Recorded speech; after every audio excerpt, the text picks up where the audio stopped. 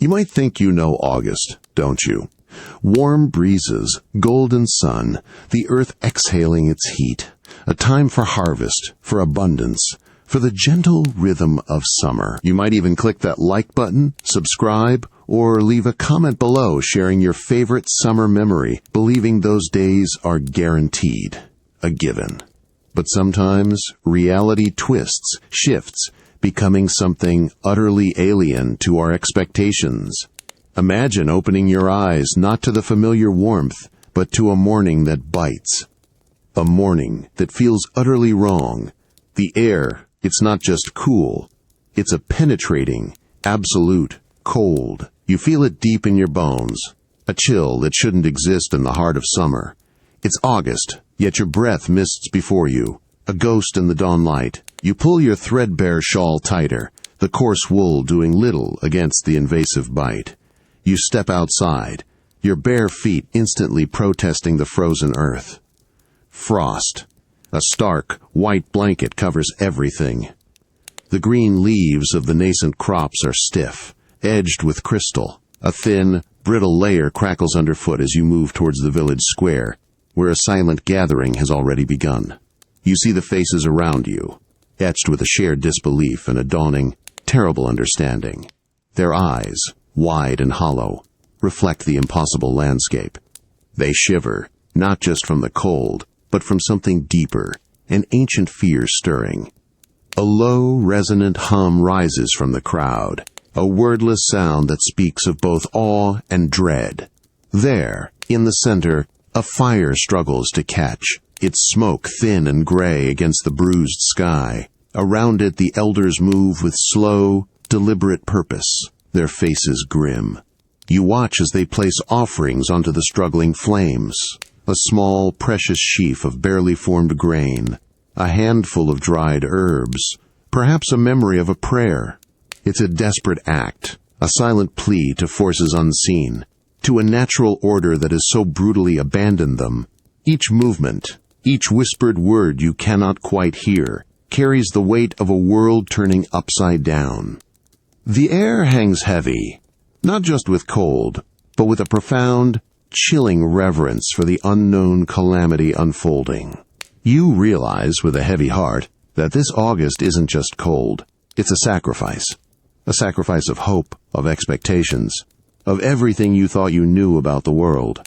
And you are a part of it, standing there, feeling the cold, the fear, and the terrible, binding unity of a community at the precipice. The air, once crisp with an unnatural chill, now hangs thick with a different sort of heaviness. It's the scent of decay, insidious and sweet, rising from the sodden earth, like a forgotten promise. You taste it, a faint, bitter tang on your tongue that makes your stomach clench, even before you see the extent of the ruin. This is the true smell of doom, far more chilling than any frost. You walk through the fields, each step a reluctant act of witness.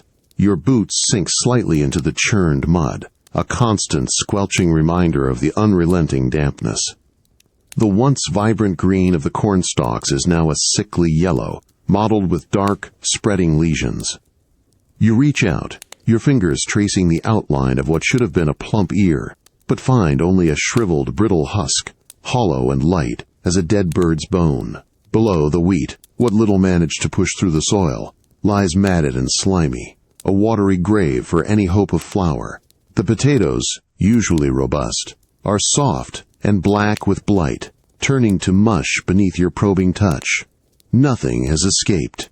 Around you, other villagers move with the same somber tread, scattered figures against the muted landscape. Their faces, already etched with worry from the early struggles, now carry a deeper shadow. There are no angry shouts, no desperate wails, only a profound, collective stillness that speaks volumes louder than any cry. You see a young mother clutch her child closer, her gaze fixed, not on the damaged plants, but on some distant, unseen horizon of scarcity. An old man, his back bent from years of labor, simply stands, his hands hanging limp at his sides, the tools of his trade useless at his feet. A silent understanding passes between you all, a shared horror that transcends words. The whispers of doom aren't spoken words, not really. They are the unspoken knowledge that passes between eyes, the tightening of lips, the sudden, sharp intake of breath when someone finally grasps the full scope of what has been lost.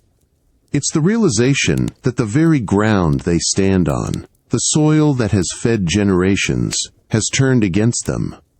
This isn't just a bad harvest. It's a terrifying portent, a sign that the natural order, the reliable rhythm of seasons, has utterly failed. The awe inspired by the unseasonable frost has deepened into a cold, creeping horror as the full weight of famine's shadow begins to fall. You feel it settling over the community, a heavy cloak woven from fear and a dawning understanding of vulnerability. You stand there, a part of this silent, mournful vigil, and you realize that the greatest threat isn't always a sudden storm or a blazing fire. Sometimes it's the quiet, relentless withholding of life itself, and the terrifying knowledge that even the earth, our oldest mother, can grow indifferent. The air within the larder, typically rich with the earthy scent of stored roots, the sharp tang of curing meats, or the subtle sweetness of dried fruits, now holds only the faint, cold smell of aged wood and dust. It's an absence that hits you first, a profound sensory void where abundance once resided. You stand there, a strange reverence washing over you for the ghosts of meals past, a silent awe at how thoroughly emptiness can claim a space. You reach out, your fingers tracing the smooth, cool surface of an empty shelf.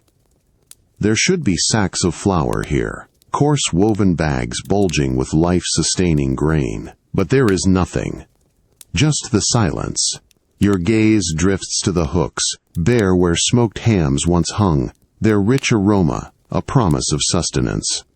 Now, they are stark, metallic questions, glinting dully in the dim light filtering through the small, unglassed window. You run your hand along a deep, wooden bin once filled to the brim with potatoes. It's light, hollow, echoing with a faint, ghostly resonance as your palm thuds against the bottom. The silence is broken only by the persistent, unwelcome rumble deep within your own stomach. It's not just a passing hunger. It's a relentless, gnawing ache that has become your constant companion, dulling your thoughts, sharpening your senses to every fleeting scent of potential food, even a phantom one. You feel a tremor pass through you, a cold dread that has nothing to do with the temperature. This isn't just about missing a meal. It's about the vast, terrifying blankness where your future provisions should be. You step back, your eyes sweeping across the entire space, almost hoping to conjure something, anything, into existence.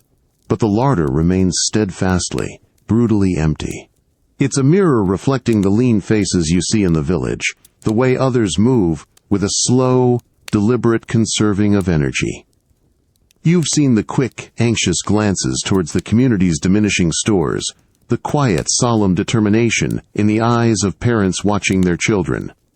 There is no open despair, not yet, only a quiet, unnerving acceptance that the world has shifted, and the most basic human need has become a profound, daily struggle. This gnawing embrace of hunger isn't just a physical sensation, it's a redefinition of your very existence. It reshapes your days, your thoughts, your dreams.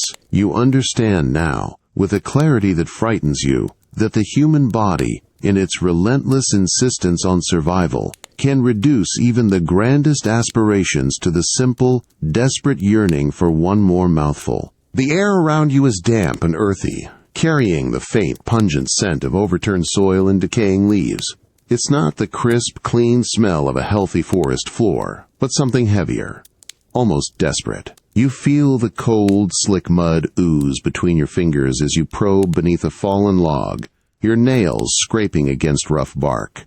This is where you are now, reduced to the elemental, the primal search. Your eyes, once accustomed to scanning fields for ripening crops, now meticulously comb the ground, searching for anything.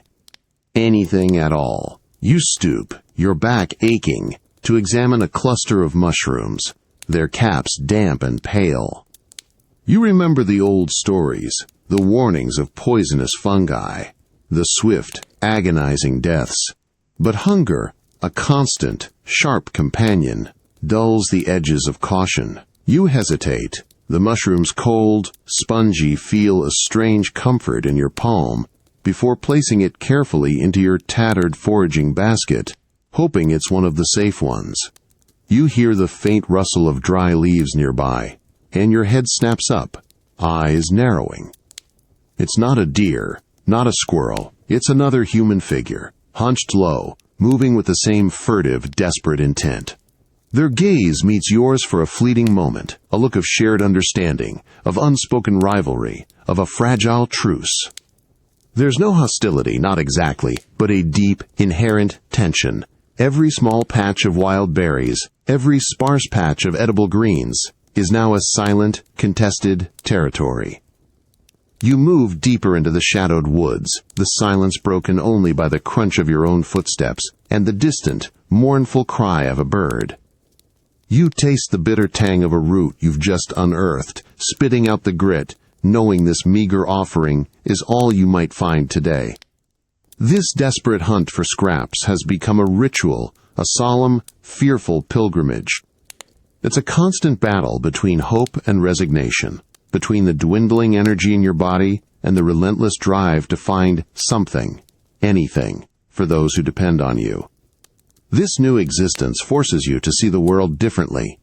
Every overlooked weed, every forgotten corner of the forest holds a potential salvation, or a hidden danger. You are stripped of the comfort of abundance, exposed to the raw, untamed face of survival.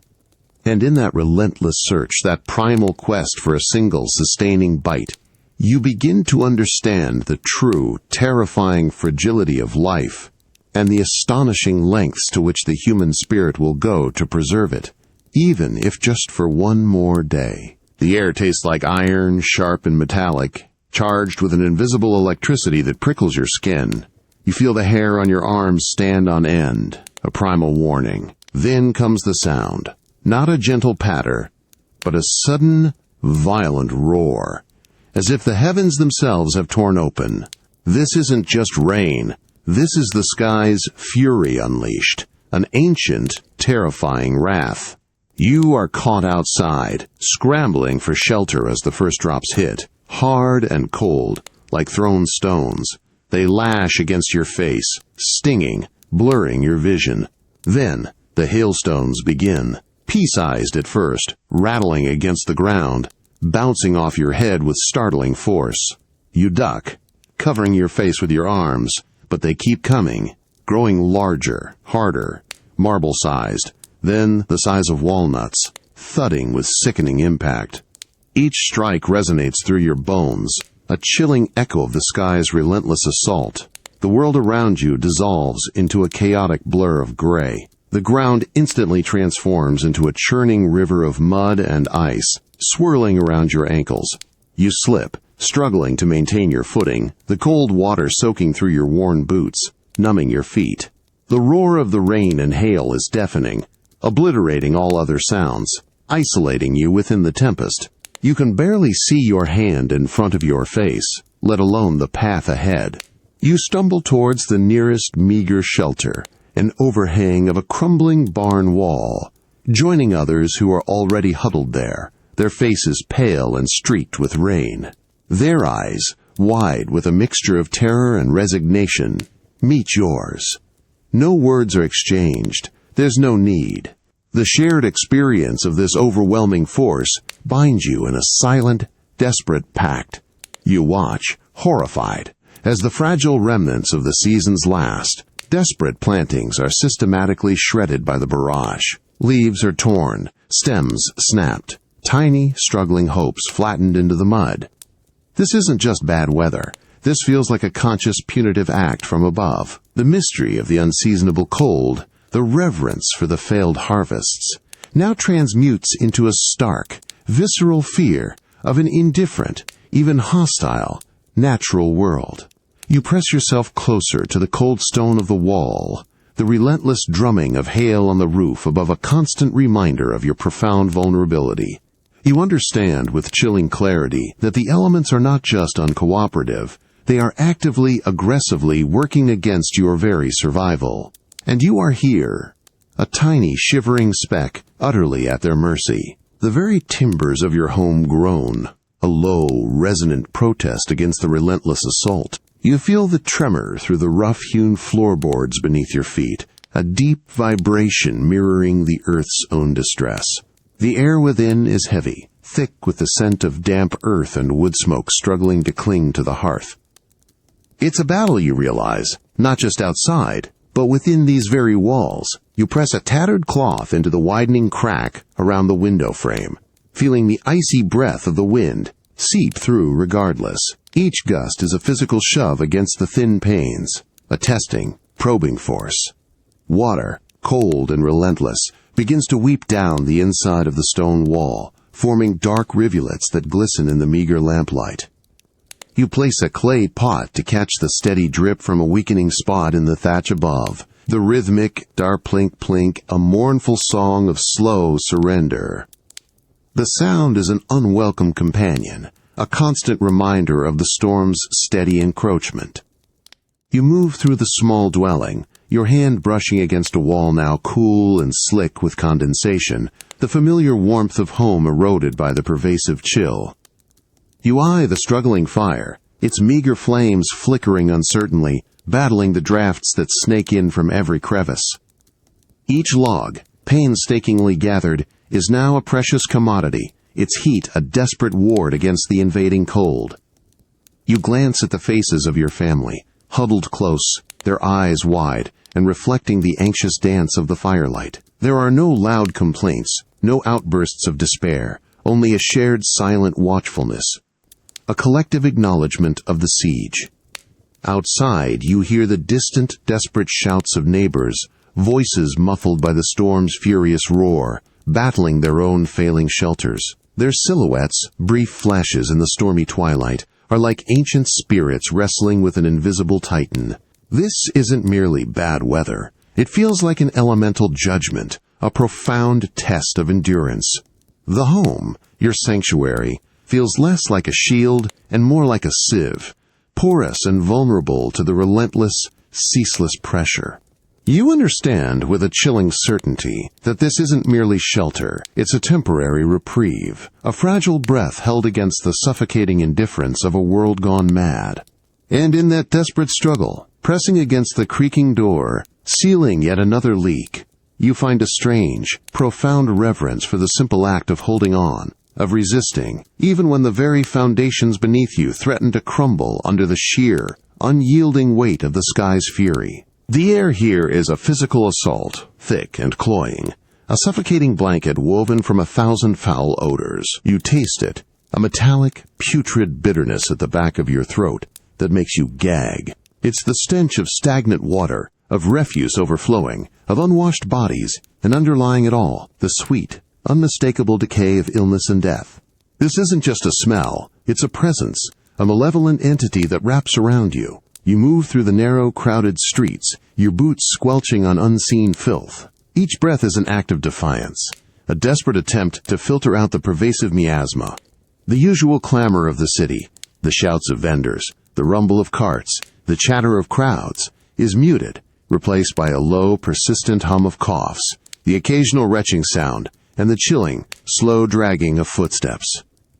The vibrant energy that once defined these thoroughfares has evaporated, leaving behind a pall of weariness and fear. You see the figures around you, gaunt and pale, their eyes sunken, reflecting the same dull fear that grips you. Many clutch handkerchiefs to their faces, a futile attempt to ward off the invisible assailant in the air. A child cries weakly in an alleyway, its wail thin and desperate, quickly lost in the oppressive atmosphere. You step carefully, avoiding puddles of unknown origin, your gaze darting between the shadowed doorways, each one a potential harbinger of disease. The sight of a cart piled high with shrouded forms, making its slow, somber journey through the streets, sends a shiver down your spine that has nothing to do with the cool, damp weather. This isn't merely a city struggling, it's a city suffocating. The lack of food, the relentless damp, the inability to properly dispose of waste, all conspire to create a breeding ground for sickness. You feel the constant low thrum of anxiety within you, a silent question. Is that cough I just heard a warning? Is that sudden chill a symptom? The physical discomfort of the stench is compounded by the profound, creeping fear of contagion. You are immersed in a world where the very air you breathe is tainted, where every human interaction carries a subtle threat. It's a profound shift from the raw, elemental battles of the countryside. Here, the enemy is invisible, insidious, striking from within the very fabric of daily life. And in this oppressive, sickening environment, you realize that survival isn't just about finding food or shelter. It's about navigating a terrifying, silent war against the unseen forces that seek to claim the living. The air in this cramped alley is thick and still, trapping the overwhelming sweetness of decay. A scent that now coats the inside of your mouth, bitter and persistent. You feel a sudden, involuntary shiver, not from the cold but from a profound unease that settles deep in your chest. This isn't just a place. It's a chamber of shadows and whispers, a place where the city's suffering is laid bare. You step carefully, your gaze drawn to the slumped forms that litter the doorways and recesses. They lie still, covered in tattered blankets or simply curled against the damp stone, their shallow, ragged breaths the only sound in the oppressive quiet. There are no bustling crowds here, no hurried footsteps, only this heavy, fearful stillness. You see the faint, feverish flush on a child's cheek, the unnaturally dull sheen in an older woman's eyes. Each face tells a silent story of struggle, of a body fighting a battle it is slowly losing. You pass by a makeshift family, huddled together, their eyes tracking your movement, with a mixture of suspicion and desperate hope. Their gaunt faces are a stark reminder of the gnawing hunger that precedes and accompanies the sickness.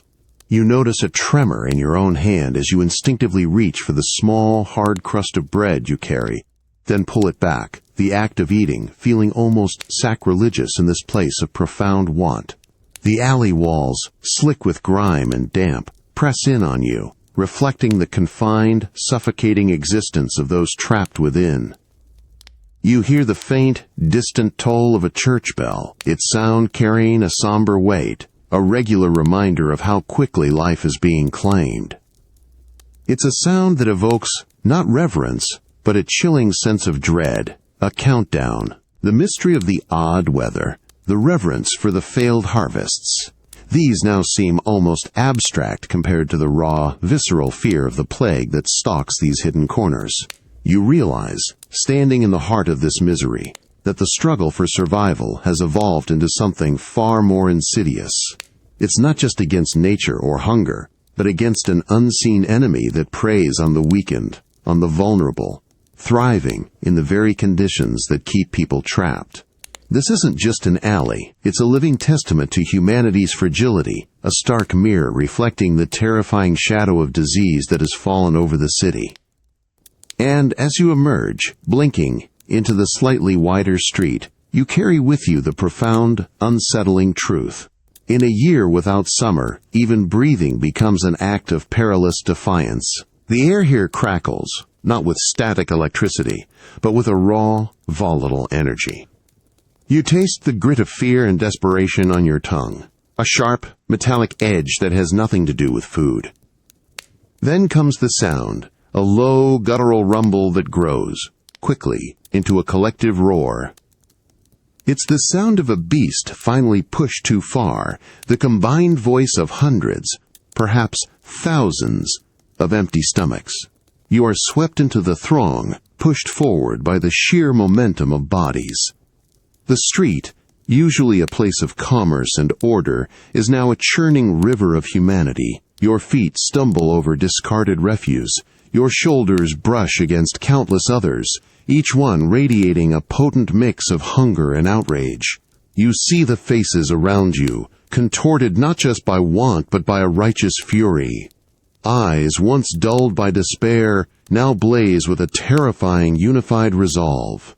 A scythe, usually used for harvest, glints menacingly in someone's grasp. A shovel, meant for earth, is raised like a weapon. The roar swells, punctuated by shouts of, "Bread! We want bread!" You feel the vibrations of the cry in your chest, a powerful echo of your own desperate need. Ahead, the granary stands, its heavy wooden doors a symbol of guarded plenty. The crowd surges, a tide breaking against a dam. Stones begin to fly, thudding against the solid timber, each impact a desperate plea for sustenance. You witness a hand reach out, trembling, not to strike, but to simply touch the wood, as if seeking warmth, seeking life from the impenetrable barrier. This isn't just discontent. It's the raw, unfiltered eruption of primal need, the mystery of the sky's strange actions, the reverence for the unyielding earth. All fade before the stark, terrifying reality of mass starvation. The fear that once kept people quiet, resigned, has now curdled into a dangerous, unstoppable force. You are a part of it, a single body in a tide, your own hunger, a throbbing beat in the communal heart of the riot. You feel the ground shake beneath the stampede of feet, the collective breath of the crowd, a warm, humid cloud in the cold air. The tension is palpable, a taut string, stretched to its breaking point. And as the first splintering crack echoes from the granary doors, a new kind of awe fills you. The awesome, terrifying power of desperate humanity, willing to sacrifice everything for the most fundamental right to simply exist. You stand there, a part of this unfolding drama, and you realize that some boundaries once crossed cannot be uncrossed, and that even the quietest suffering can, given enough time, erupt into a furious, consuming fire. The air around you isn't just cold or damp anymore. It feels thin, brittle, like a pane of glass about to shatter. You taste the sharp, metallic tang of fear, not just your own, but radiating from the very stones of the city, from the silent faces that pass you by. There's a new sound, or rather, the absence of old sounds. The convivial chatter, the hearty greetings, the easy laughter that once wove the fabric of daily life. In its place, a low, watchful hum of suspicion. You walk through streets that once pulsed with predictable rhythm, but now feel disjointed, asynchronous. You observe the market stalls, not for their goods, but for the faces of those behind them. Their eyes, once keen for trade, now hold a weary resignation, mixed with a quick, calculating assessment of every passerby. You feel a subtle shifting of gazes, a deliberate avoidance of direct contact, as if holding eye contact might reveal too much or provoke too much. The unspoken rules of engagement, the courtesies that greased the wheels of communal living, have eroded into a fragile, strained silence. You witness a small act of defiance, a cart, heavily laden, its owner attempting to push through a blockade of sullen faces, only to be met not with shouts, but with an unnerving, passive resistance. No blows are struck, no words are exchanged, yet the message is clear. The usual deference to authority, to ownership, to the established way, has frayed. You see a watchman, his uniform once a symbol of order, standing with a slumped posture, his gaze unfocused, his authority a mere echo in the suffocating tension. The very idea of communal sacrifice, once revered in ritual, now feels like a hollow mockery, replaced by a ruthless calculus of self-preservation. This isn't just individual suffering. It's the slow, agonizing unraveling of the threads that bind society. The mystery of nature's turning, the reverence for the bounty of the earth. These have been replaced by a chilling awe at the speed with which human structures can collapse. The rules, once seemingly immutable, now feel like whispers on a storm wind, easily dismissed. You feel a profound, unsettling shift in the collective consciousness, a silent agreement that the old ways no longer hold sway. You realize, with a heavy heart, that the true horror isn't just the cold, the hunger, or the disease. It's the erosion of trust, the silent breaking of the unwritten contract between people. And as you move through this landscape of crumbling order, you understand that when the very foundations of communal life begin to crack, what emerges is not just chaos, but a stark, terrifying revelation of humanity's deepest vulnerabilities and the fragile, precious nature of the peace we often take for granted. A strange, acrid taste coats your tongue, dry and fibrous, something utterly alien to the memory of proper sustenance. It's the taste of wood, of raw earth, of desperation itself, stripped bare. You feel the rough, unyielding texture as you chew, a constant reminder of how far the world, and your place within it, has fallen. You kneel by the stripped trunk of a young birch, your fingers, numb from the persistent cold, meticulously peeling back the outer layer. There is a quiet, almost reverent focus to your movements. With a dull knife, you carefully scrape the pale, inner cambium, its thin, curling strips, the meager offering the forest grudgingly provides.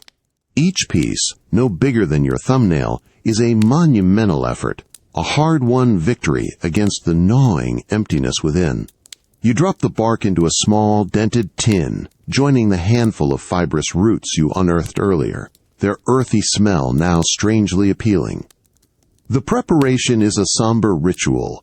You boil the bark and roots over a struggling fire, the thin, bitter steam rising like a forgotten prayer. The smell is not of comfort or nourishment, but of survival, stark and unadorned. You watch the concoction simmer, the liquid turning a murky brown, your stomach rumbling in anticipation of anything that might quiet its insistent demand. You see others, scattered figures in the dim light of the camp, engaged in similar grim cookery, their faces etched with the same silent, profound acceptance of their fate. Their movements are slow, deliberate, each gesture a testament to a world turned upside down. As you lift the bowl, its contents barely warmed, you feel the profound weight of this meal. This isn't food in the way you remember it.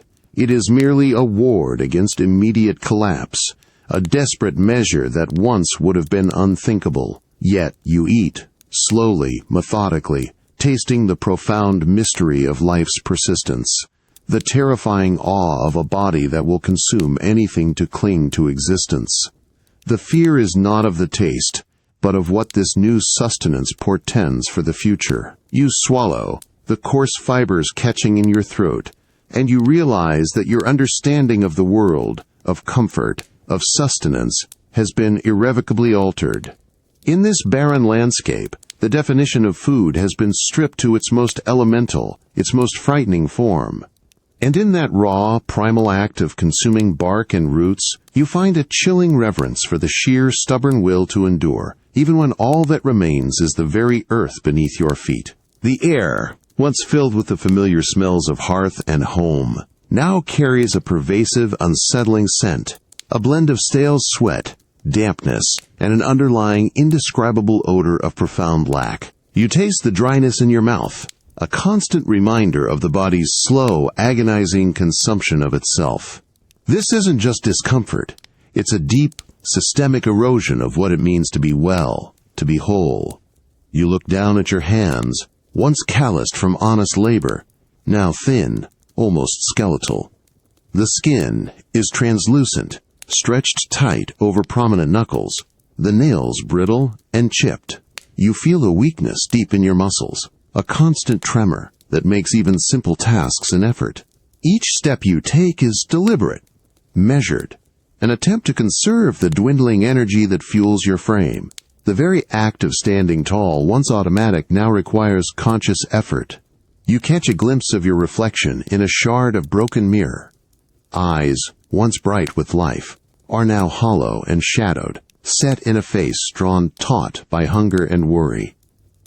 Your clothes, once worn with pride, now hang loosely, a sad testament to a body shrinking, fading. You see others around you, in the marketplace, by the meager relief lines, their bodies mirroring your own. A father, once a towering figure, now stoops, his shoulders bowed, his gaze fixed on the ground. A young woman, her hair once braided neatly, now unbound and lifeless, hanging in thin strands.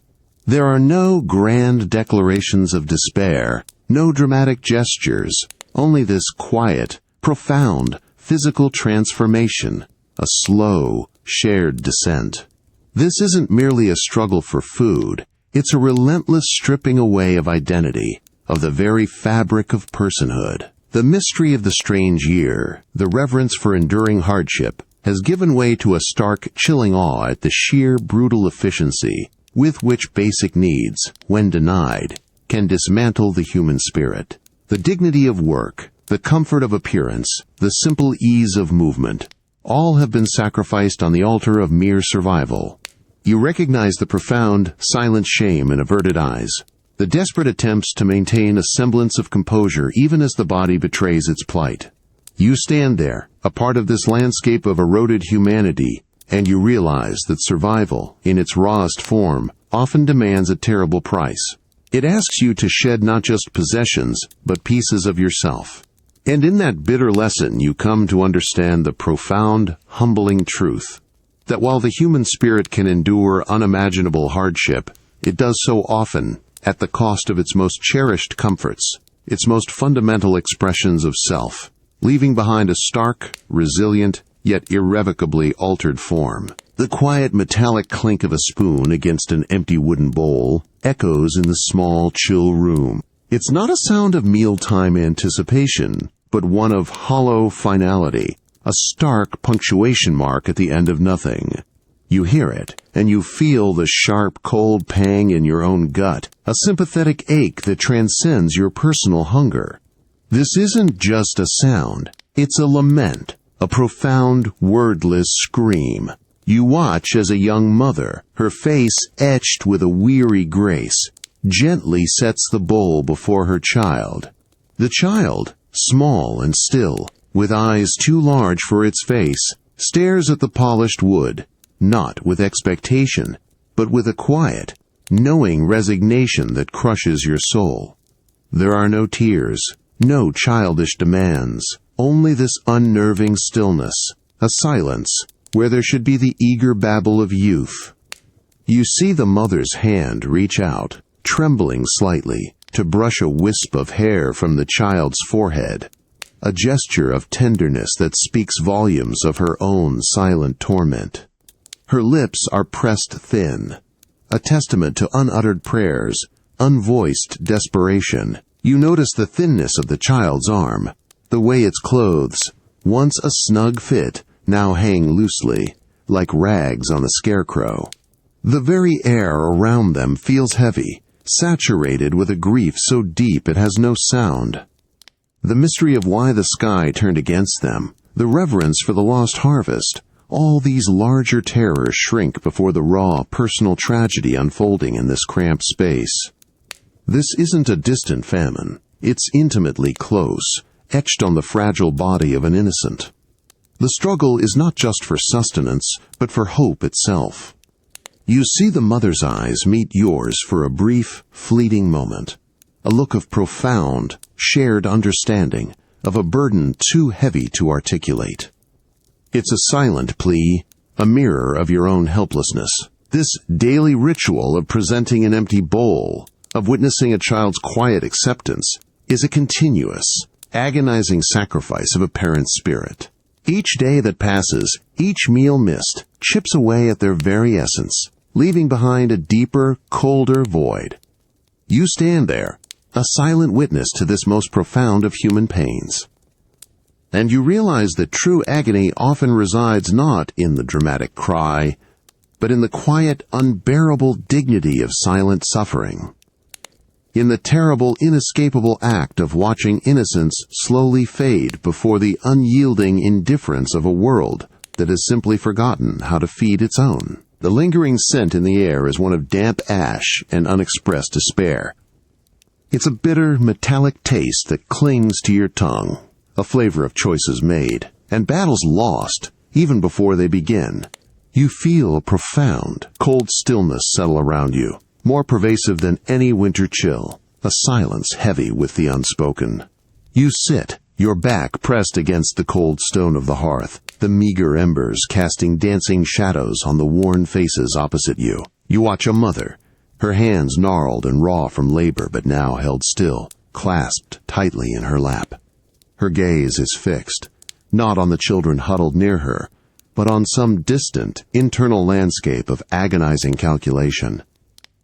You see the deep, weary lines etched around her eyes, reflecting sleepless nights filled with impossible equations. There are two children, small and frail, their breathing shallow. One stirs, a faint whimper escaping, and the mother flinches, a barely perceptible tremor passing through her. No words are exchanged. There is no need. The air itself vibrates with the weight of the decision hanging over them, a monstrous, unspoken question. You feel the profound ache of sympathy, a dull throb in your own chest, for the impossible burden placed upon her. The choice is not between good and bad, but between one unbearable outcome and another. The reverence once held for tradition, for family bonds, now bends under the cruel, relentless pressure of raw survival. This isn't just about sharing what little food remains. It's about discerning who might possibly endure, and who, tragically, cannot. You witness a father's hand reach out, slowly, to cover his wife's clasped hands, a gesture not of comfort, but of shared anguish, a communion in silent suffering. His eyes, usually firm, are clouded with a deep, bottomless sorrow. They are making a sacrifice, not of an animal or grain to a god, but of a piece of their very soul, a desperate offering to the indifferent forces that have ravaged their world.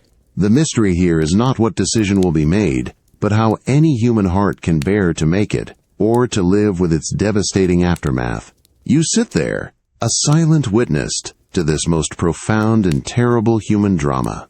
And you realize that true love, in times of ultimate scarcity, can demand a price so exorbitant, so utterly devastating, that it shatters the very concept of what it means to care. The burden of such choices, a raw, bleeding wound, will linger long after the winter has passed, a testament to the unbearable cost of survival in a year that stole everything. The chill that seeps into your bones now is unlike any cold from the outside world. It's an internal frost, a profound, clammy touch that originates from deep within your own flesh. You taste a faint, metallic dryness on your tongue, a strange bitterness that no amount of water can wash away. This isn't a simple shiver. It's the insidious, creeping grip of fever, a terrifying intimacy with illness. You pull the thin, damp blanket closer, but it offers no solace. One moment, a crushing cold racks your frame, sending tremors through your limbs. The next, an intense, burning heat flares, igniting every nerve ending, making your skin feel scorched. Your muscles ache, a dull, persistent throb that resonates with every beat of your racing heart. You close your eyes, seeking respite, but the darkness behind your lids swirls with disorienting patterns, phantom shadows dancing at the edges of an increasingly clouded mind. The sounds of the room, once familiar, now seem distant, muffled, as if filtered through a thick veil. The soft creak of the floorboards, the faint hiss of the struggling fire, they become distorted echoes, losing their meaning, merging into a low, pervasive hum. You try to focus, to grasp at a thought, but it slips away, replaced by a profound weariness, an overwhelming desire to simply surrender to the current pulling you deeper into incoherence. You feel the clammy sweat on your forehead, a chilling dampness against the burning skin, a perverse contrast that disorients you further. You become acutely aware of the fragility of your own body, the way it has turned against itself. This isn't the hunger or the external cold. This is an enemy that resides within, stealthily undermining your very foundations. The mystery of the strange weather, the reverence for the unyielding forces of nature. These grand external fears are now overshadowed by the terrifying immediate battle within your own blood.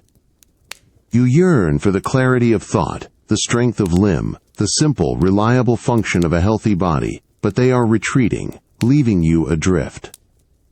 You lie there, caught in the relentless cycle of heat and cold, and you realize that, even when the outside world offers no respite, the greatest challenge can still arise from within. This fever, this cold grip, is a profound, terrifying lesson in vulnerability, a stark reminder that life itself, even in its most robust forms, is but a fragile flame, constantly battling against the encroaching darkness. And in that battle, you come to understand the deep, primal awe for the sheer tenacity of the human spirit, even as it trembles on the precipice. The air around you is thick with the sharp, bitter scent of boiled herbs, a medicinal tang that usually signals hope. But here, in this makeshift infirmary, it feels like a mocking illusion, swallowed by the pervasive stench of sickness and unwashed bodies. You taste the metallic dryness in your throat, a constant companion born of fear, not thirst, that seems to thicken the very atmosphere. You move through the crowded hall, a converted barn perhaps, or a church, where rows of the afflicted lie on straw, their shallow, ragged breaths filling the silence. Each cough, each groan, resonates deep within you, an unwelcome chorus that speaks of contagion. You see the village healer, her face drawn and shadowed, her eyes red-rimmed from endless vigil. Her hands, once firm and reassuring, now tremble slightly as she presses a cool cloth to a fevered brow. She moves with a profound weariness, her gaze sweeping over the multitude of suffering faces, a silent acknowledgement of her own futility. You watch as she whispers a prayer over a young boy, his skin burning beneath your touch, his eyes fluttering weakly. There are no grand pronouncements of cure, no confident remedies, only these quiet, desperate acts of care, performed with a growing sense of dread. The meager supply of potent herbs dwindles, their efficacy seeming to wane with each passing hour. You see the unspoken terror in the eyes of those still relatively healthy, helping where they can, but always with a quick, nervous glance towards the nearest sickbed, wondering if they will be next. The lines blur, the healthy tending to the sick, while also fighting their own internal battles against the mounting fatigue and fear of contamination. This isn't just an illness. It's a relentless, insidious wave, crashing over the community, overwhelming all attempts to hold it back. The mystery of the strange weather, the reverence for the lost seasons, these now seem distant, almost abstract, compared to the chilling immediate reality of this unseen enemy, quietly, systematically claiming lives. You feel the profound helplessness, the chilling awe, at a force that renders even the most dedicated efforts moot. Ancient knowledge, traditional remedies, all prove inadequate against this tireless, invisible assailant. You stand there, a part of this unfolding tragedy, and you realize that some battles are fought not with strength, but with a quiet, desperate endurance, a solemn witness to forces beyond human control. And in that humbling, terrifying truth, you understand that even the most revered healers can only offer comfort as life itself, with its fragile, fleeting breath, becomes the ultimate, profound sacrifice. The ground beneath your worn boots is a relentless, unchanging presence. Sometimes mud, sometimes gritty stone, always unforgiving. You taste the dust of the road, a dry, bitter film on your parched tongue, mingling with the lingering scent of damp despair that seems to cling to every traveler. This isn't just a path. It's a relentless, weary road, an endless test of endurance. You walk, one foot after the other, a monotonous rhythm that numbs your mind, even as it grinds at your body. Each step is an act of sheer will, propelling you forward into an uncertain future. Your shoulders ache from the meager bundle you carry, containing the last vestiges of your former life. You feel the cold wind whip around you, tugging at your threadbare clothes, whispering promises of more hardship to come. Your eyes, red-rimmed and sunken, scan the horizon, not for beauty but for any sign of a village, a distant smoke, a glimmer of hope that might offer a temporary reprieve. Around you, others trudge in the same solemn procession. Their faces are a canvas of shared suffering, gaunt, hollow-eyed, rarely meeting your gaze. There are no boisterous conversations, no shared songs, only the quiet shuffle of feet, the occasional cough, the low, mournful cry of a child carried on a parent's hip. You see the universal language of exhaustion in their slumped shoulders, the heavy drag of their steps. A young man, barely older than a boy, stumbles, and a woman reaches out, not to help him stand, but to steady her own child, her gaze betraying the stark, unbearable choices that define this journey. This isn't merely a journey, it's an exodus, a desperate flight from a land that has turned hostile. The mystery of the year, the reverence for life itself, these have transformed into a profound, chilling awe at the sheer, desperate capacity of humanity to flee, to abandon everything known in pursuit of an unknown chance. The road stretches endlessly, a ribbon of sorrow and faint, flickering hope, each mile a silent prayer for deliverance. You continue to walk, your body a vessel of profound weariness, yet your spirit stubbornly clings to the faintest spark of possibility. And in that relentless, weary journey, stripped of all but the most essential will to survive, you realize a simple, profound truth, that the human spirit, even when battered and broken, possesses an astonishing, almost terrifying capacity for forward motion, propelled by a desperate, unwavering hope for a better tomorrow, however distant or improbable it may seem. The air here is thin, charged with a palpable tension, a cold, dry taste of suspicion that makes your throat tighten. You hear the creak of old hinges, the dull thud of heavy wood, sounds that usually welcome now resonate with a chilling finality. This isn't just a gate, it's a barrier, a stark declaration of separation, a symbol of closed doors. You stand before massive, scarred wooden gates, their surface scarred by time and weather, but now reinforced with new, gleaming iron. They are closed. Firmly, impenetrably.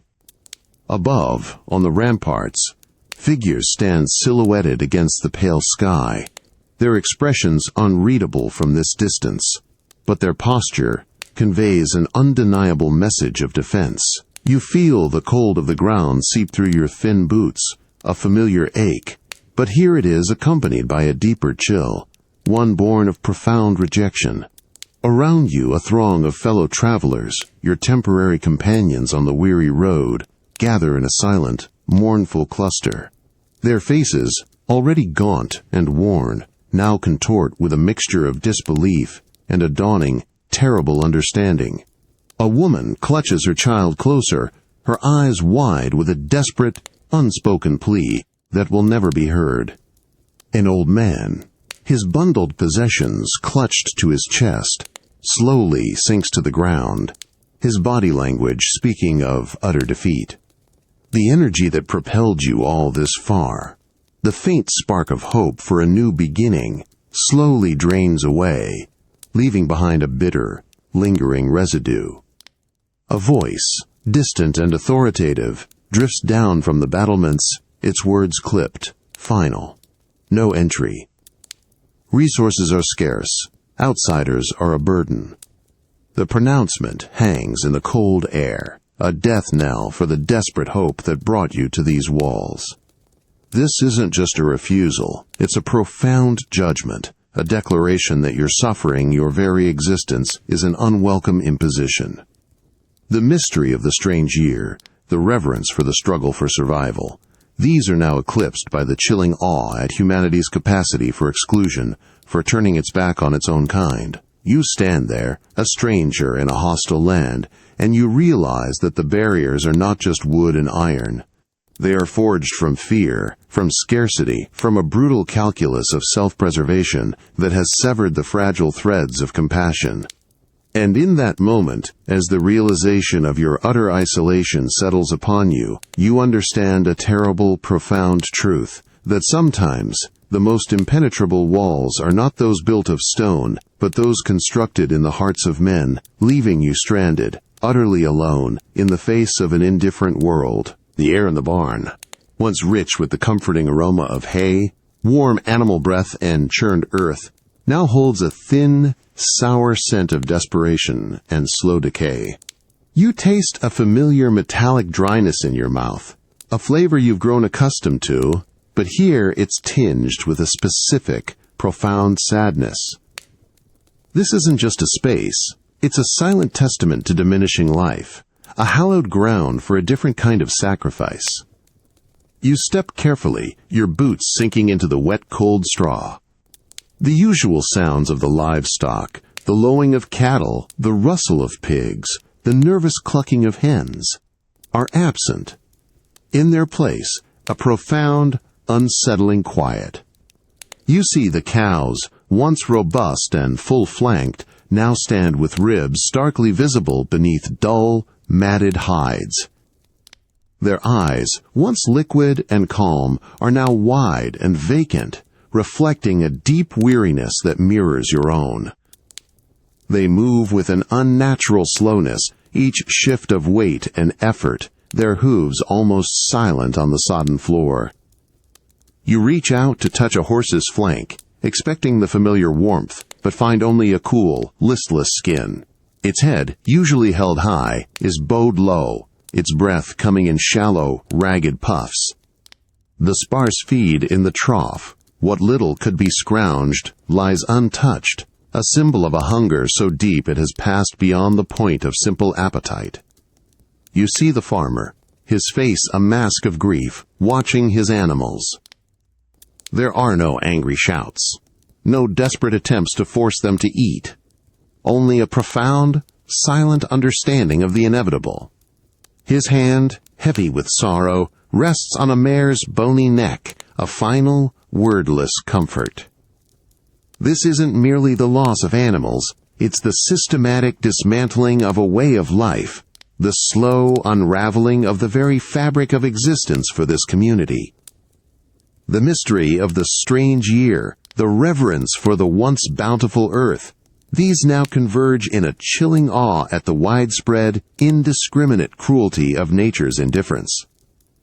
The sacrifice here is not human, but it cuts just as deeply, representing a future utterly devoid of strength, labor, and nourishment.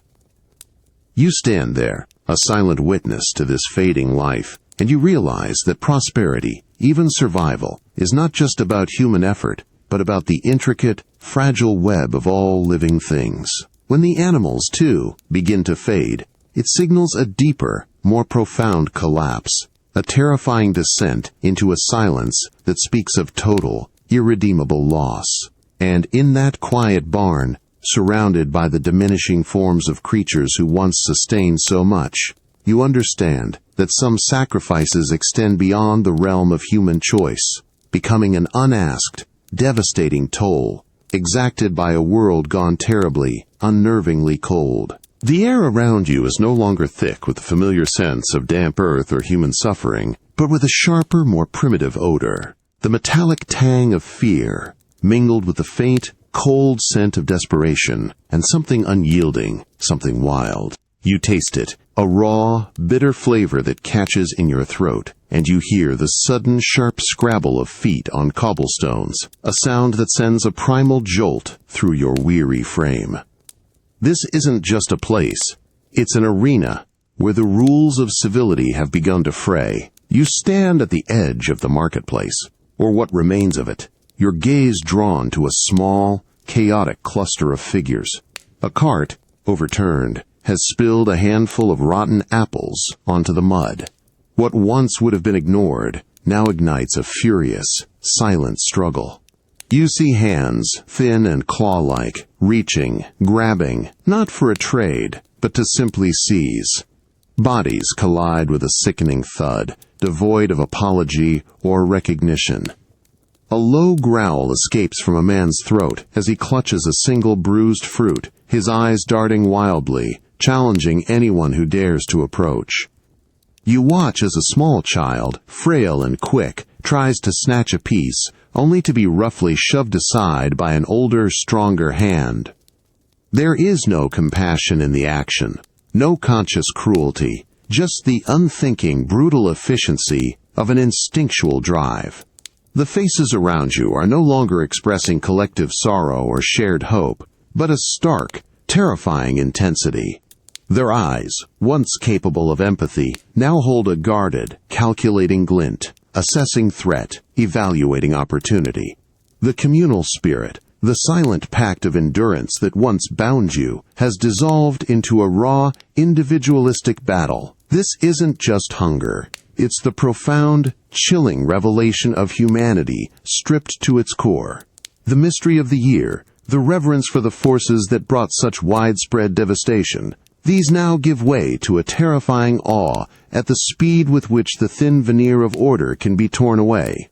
The sacrifice here is not an offering to a higher power, but the abandonment of kindness, of trust, of the very bonds that define a society.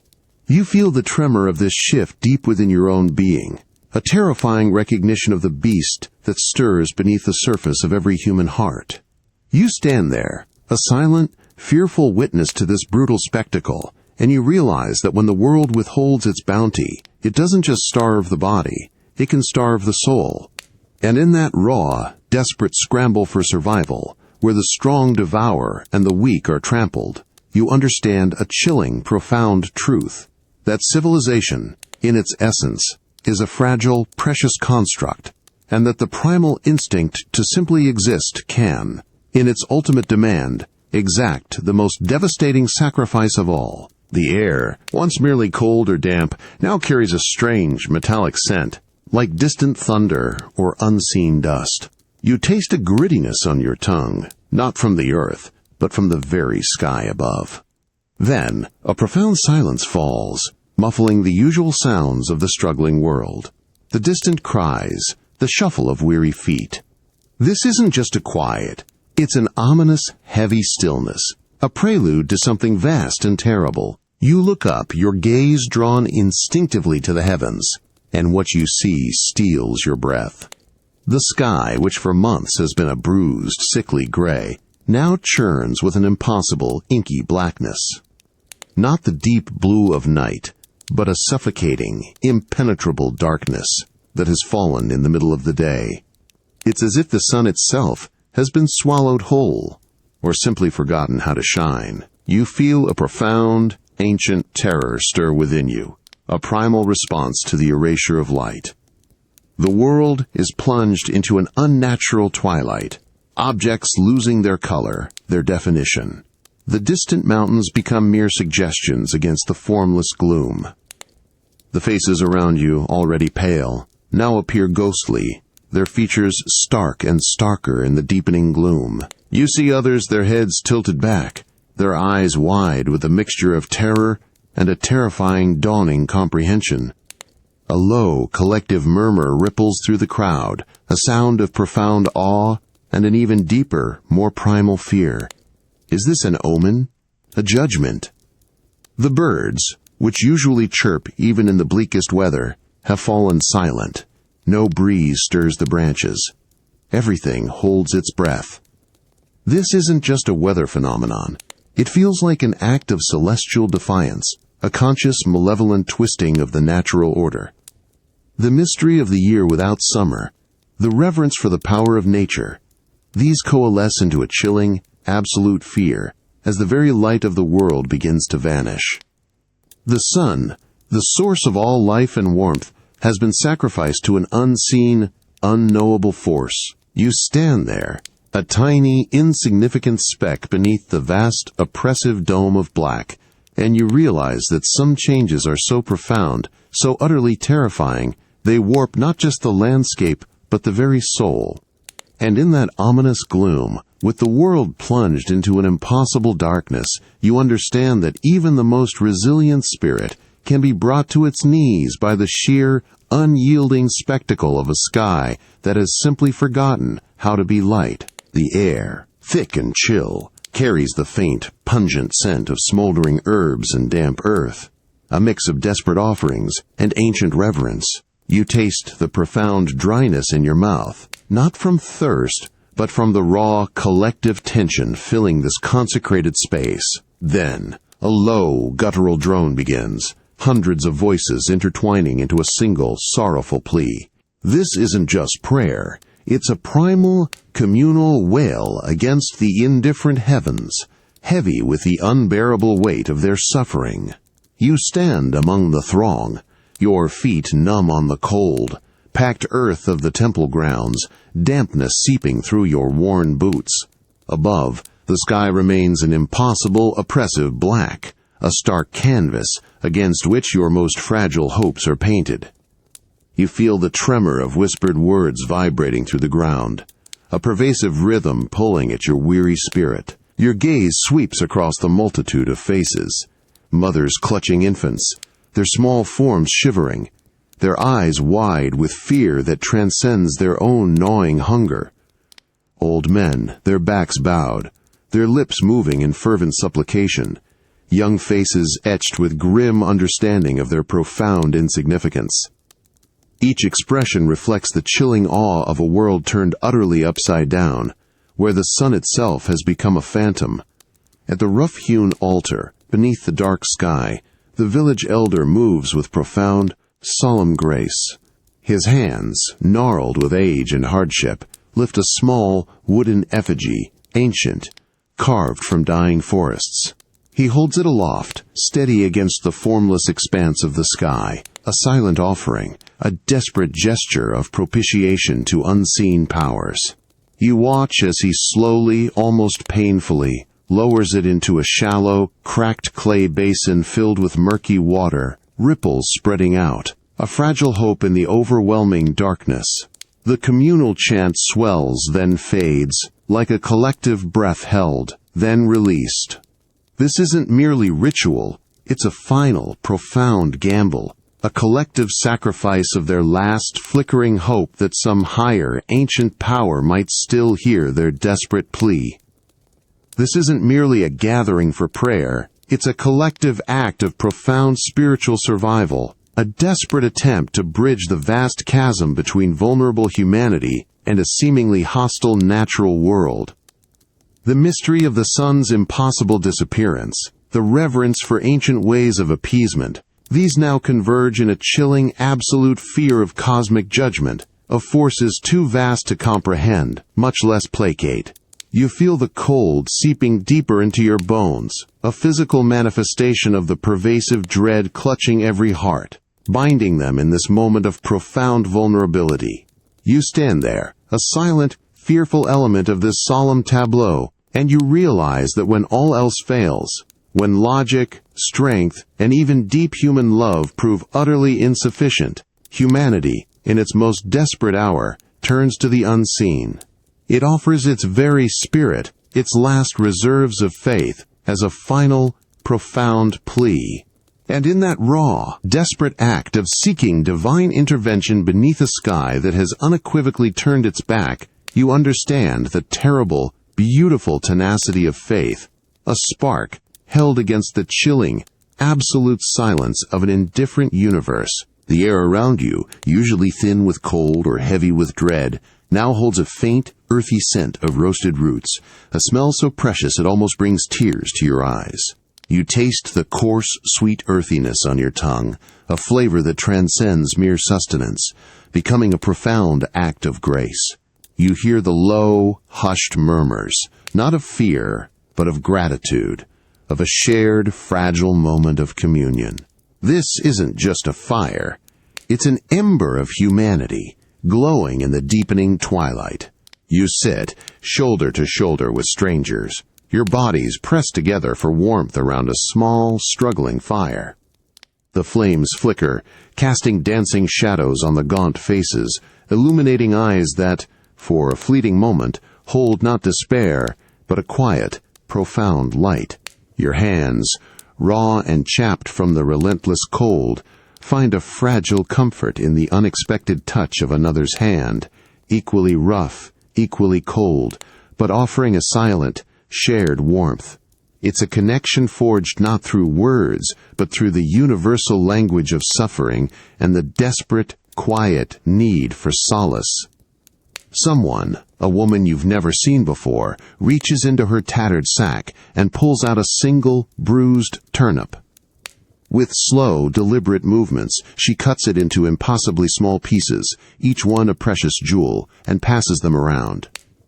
You watch as a man, his face etched with hunger, takes his portion, not devouring it instantly, but holding it, savoring the mere presence of food, before slowly, reverently, placing it in his mouth.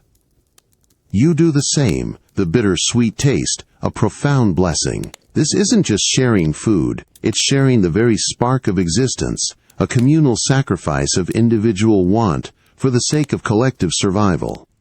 This isn't just a gathering for warmth, it's a profound, defiant act of human connection in the face of utter devastation. The mystery of the world's cruelty, the reverence for the struggle for survival. These now give way to a chilling yet awe-inspiring understanding of humanity's capacity for grace, even when stripped of everything. The fire is small, the portions meager, but in this circle of shared vulnerability, something profound ignites, a fragile flame against the encroaching darkness.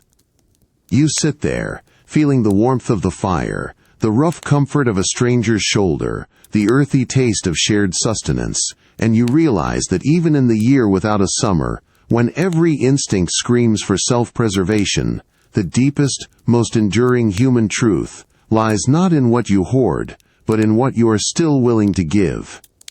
And in that quiet, solemn moment of shared scraps and warm hands, you understand that the true resilience of the human spirit isn't just about enduring, it's about finding and nurturing the tiny flickering ember of humanity that refuses to be extinguished, even in the coldest, darkest night. The air around you, for what feels like an eternity, has held the bitter taste of damp earth, an unfulfilled promise.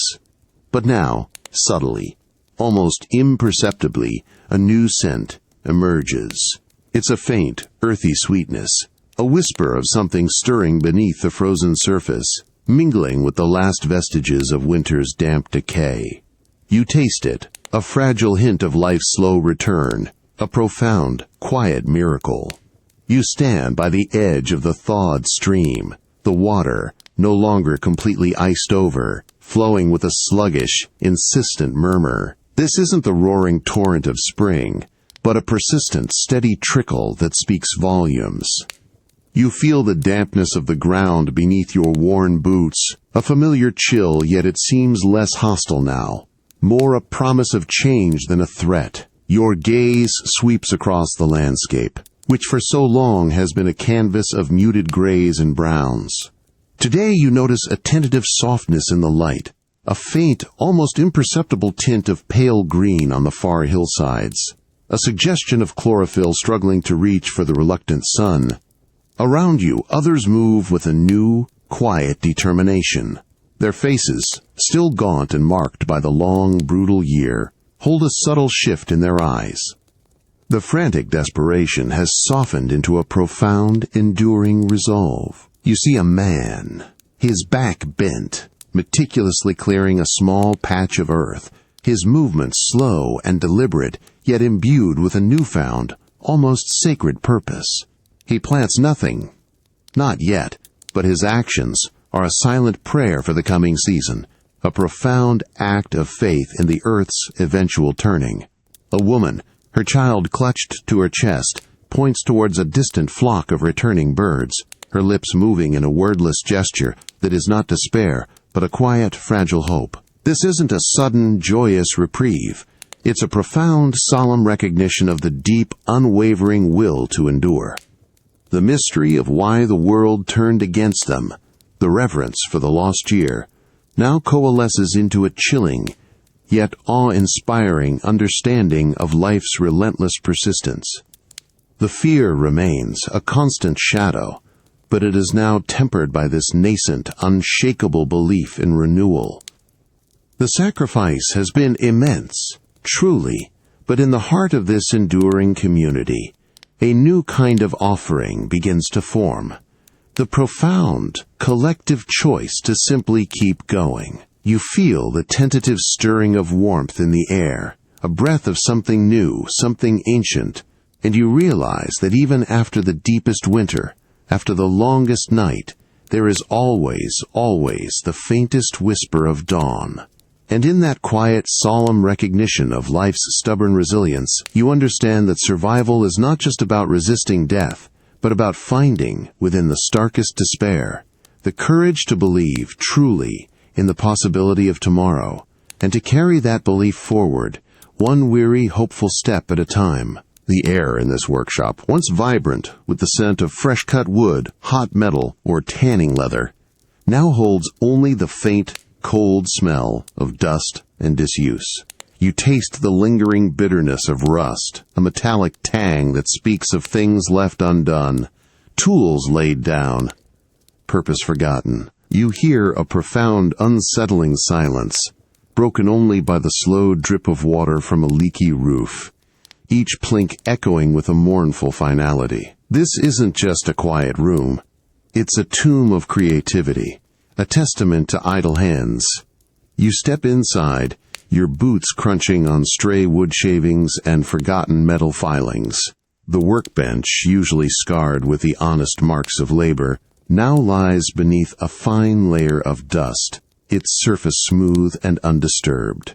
Tools, once gleaming with constant use, hang dormant on their pegs, their edges dull, their handles cold. You reach out, your fingers brushing against the cold steel of a chisel, feeling the weight of its stillness. It's a tool, yearning for purpose, but there is none.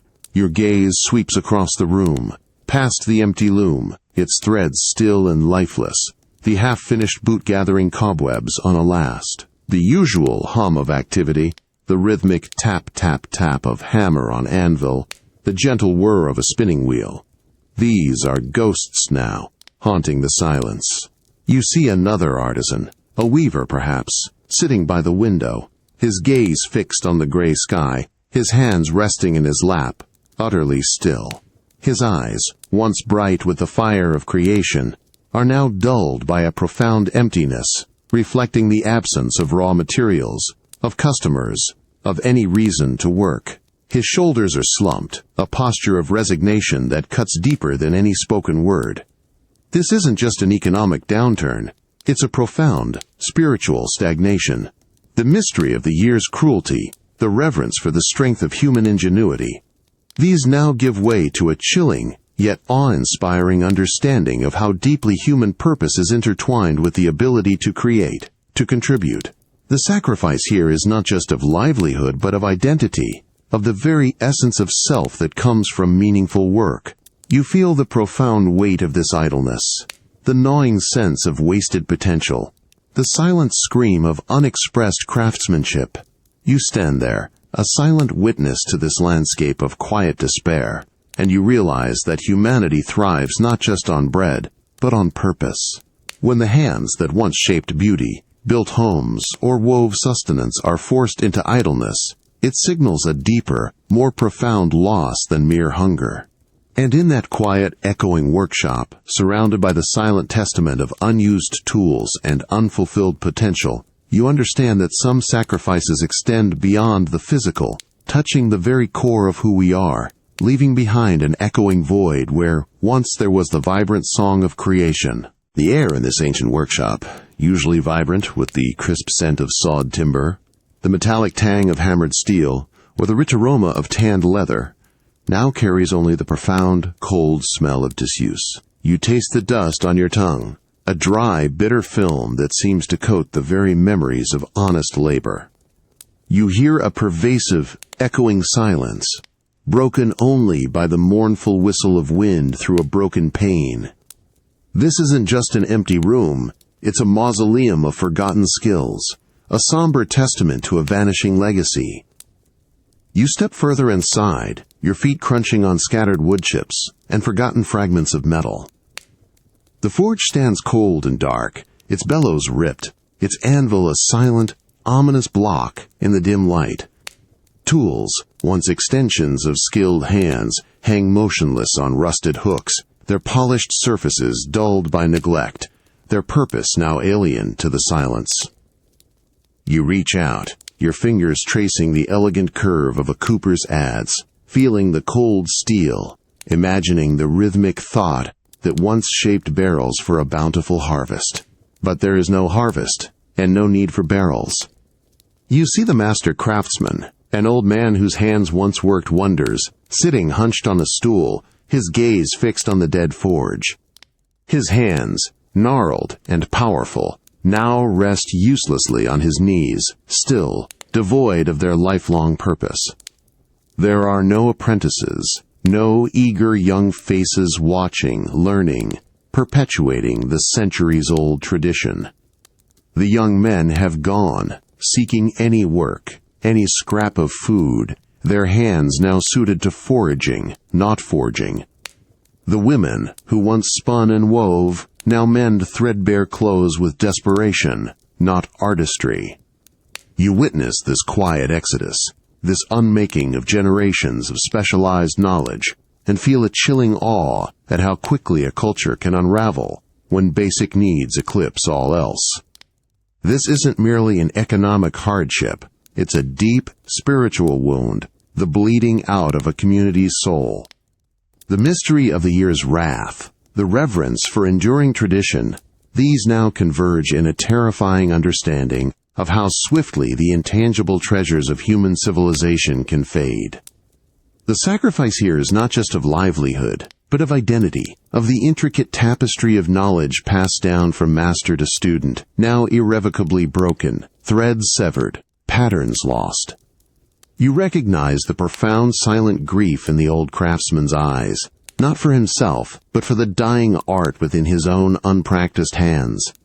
You stand there, a silent witness to this landscape of quiet demise, and you realize that humanity lives not just by its harvests, but by its creations, by the beauty and utility it fashions from the world. When the hands that once built, shaped, and wove are stilled, it signals a deeper, more profound loss than mere hunger. And in that quiet, echoing workshop, surrounded by the ghosts of industry and art, you understand that some sacrifices extend beyond individual lives, claiming entire legacies, leaving behind a chilling void where once there was the vibrant, purposeful hum of skilled human hands. The air you breathe on this march is thick with the scent of damp wool, unwashed bodies, and the ever-present, acrid smell of desperation. You taste the grit of the road, mixed with a bitter metallic tang that has become the flavor of relentless hunger. You hear the rhythmic, mournful thud-thud-thud of hundreds of boots on muddy ground, a sound that speaks not of purpose, but of profound, unceasing weariness. This isn't just a military column. It's a slow, solemn procession of living sacrifice. You march, one indistinguishable figure among hundreds. Your body a dull throb of aches and pains. The uniform, once a symbol of pride and order, now hangs loosely on your shrinking frame, chafing against skin made raw by constant dampness. Your musket, once held with confident readiness, feels impossibly heavy, a dead weight against your shoulder. You feel the persistent, gnawing emptiness in your stomach, a constant companion that dulls your thoughts, blurs your vision, and saps your very will. Every step is a monumental effort, a defiance of the body's insistent demand for rest, for sustenance. You glance at the men around you, their faces drawn, their eyes sunken, reflecting the same profound exhaustion that grips you. Their gazes are fixed straight ahead, rarely meeting, each man locked within his own silent battle against the encroaching weakness. There are no jests, no songs, only the occasional, hacking cough that punctuates the rhythmic march. You witness a comrade stumble, his legs giving out, and you see the rapid, calculating glance of the officers, a look that weighs the cost of pausing against the necessity of progress. He is pulled back into line, not with kindness, but with the ruthless efficiency of a machine that cannot afford to stop. The once rigid discipline of the ranks is strained, held together by the thin thread of ingrained obedience and the sheer, overwhelming inertia of the march itself. This isn't merely a campaign, it's a desperate struggle against an unseen enemy, famine. The mystery of the failed harvests, the reverence for the unyielding forces of nature, These have now twisted into a chilling awe at the sheer, brutal resilience of the human body, forced to function on virtually nothing. The sacrifice here is not of life in battle, but of strength, of health, of dignity, offered up to an indifferent fate. You recognize the profound, silent shame in the eyes of men who, despite their uniforms, are reduced to the most basic, primal struggle for survival. You march on, your body a weary, automated shell, and you realize that even the most formidable armies can be brought to their knees not by cannon fire, but by the relentless, insidious creep of an empty belly. And in that endless, mournful march, with hunger as your constant, invisible adversary, you understand that some burdens are heavier than any musket, and that the will to simply keep putting one foot in front of the other, even when every fiber of your being screams for rest, is perhaps the most profound and terrifying act of survival. The air in the encampment is thick, not with the smell of campfire smoke, but with a palpable, almost metallic tension that prickles your skin. You taste the dry, bitter film of fear on your tongue, mingling with the stale, ever-present taste of hunger. You hear it, a low, guttural murmur that snakes through the lines, not a complaint, but a dangerous, unified undercurrent of discontent. This isn't just a camp, it's a crucible where loyalty is being tested to its breaking point. You stand among your comrades, the chilling cold seeping into your thin uniform, but a colder dread grips your heart. You feel the glances exchanged between men, quick and furtive, laden with unspoken questions and shared desperation. The usual banter, the rough camaraderie, has vanished, replaced by a profound, wary silence. Your gaze drifts to the officers, their faces grim, their posture rigid, their authority suddenly seeming less absolute, more fragile. You see the faint, almost imperceptible tremor in the hand of a corporal as he adjusts his bayonet, a silent acknowledgement of the volatile atmosphere. The murmur swells, rising in intensity, no longer whispers but a collective rumble that vibrates through the very ground. A man, his face gaunt and his eyes blazing with a desperate, righteous fury, steps forward, his voice hoarse but clear, articulating the unspoken grievance. No food. No hope. The words hang in the bitter air, echoing the hollow ache in every stomach. Other men nod, a slow, deliberate movement that speaks of a terrible, unified resolve. The glint of a musket, lowered not in salute but in defiance, catches the dim light. This isn't just insubordination. It's a terrifying, primal roar against an unyielding fate. This isn't merely a challenge to authority. It's the profound, chilling unraveling of the very bonds that hold a military unit, a society, together. The mystery of the year's unrelenting cruelty, the reverence for duty and command, these now shatter before the raw, undeniable force of starvation. The sacrifice here is not of individual life but of order, of the sacred trust between leader and led, offered up to the merciless demands of an empty belly. You feel the tremor of this shift deep within you, a terrifying recognition of how thin the line is between discipline and desperation. You stand there, a silent, fearful witness to the dawning of mutiny, and you realize that even the strongest chains of command can be broken when the most fundamental needs of survival are denied. And in that charged, terrifying moment, as loyalty wavers and the murmurs grow into a roar, you understand a chilling, profound truth.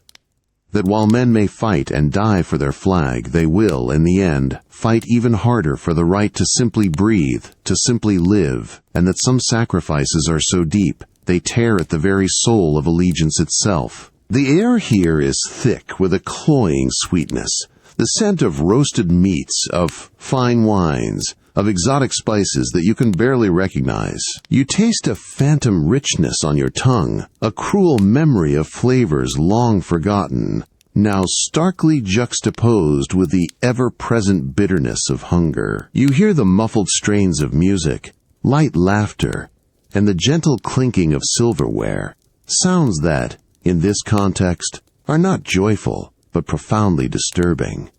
This isn't just a place. It's a parallel universe, a chilling mirror of a world you no longer inhabit. You stand at the edge of the grand estate, hidden by the gnarled branches of a bare oak, your body a dull ache of cold and exhaustion. Through a brightly lit window you witness a scene of impossible abundance. Figures, plump and rosy-cheeked, move with an ease born of endless comfort. Their silks shimmer. Their jewels gleam, reflecting the warm glow of countless candles. You see platters piled high with food, roasted fowl, crusty bread, fresh fruits, each item a treasure that could sustain your family for a week. Your stomach rebels, a sharp, painful clench, as the sheer, unapologetic waste assaults your starved senses. You watch as a lady daintily dabs her mouth with a linen napkin, leaving a trace of glistening fat. A man raises a crystal glass, its contents ruby red, in a toast, his laughter echoing carefree and oblivious. Their movements are fluid, their gestures expansive, a stark contrast to the slow, deliberate, energy-conserving movements of your own people. You feel the profound injustice of it, a cold, hard knot tightening in your chest. The hunger, usually an internal torment, now burns with an external, righteous fury. The mystery of the sky's inexplicable wrath, the reverence for the struggle of your community. These now transform into a chilling, absolute fear of humanity's capacity for such profound, self-serving indifference. This isn't merely a contrast of wealth and poverty. It's a chasm, a gaping wound in the fabric of shared existence.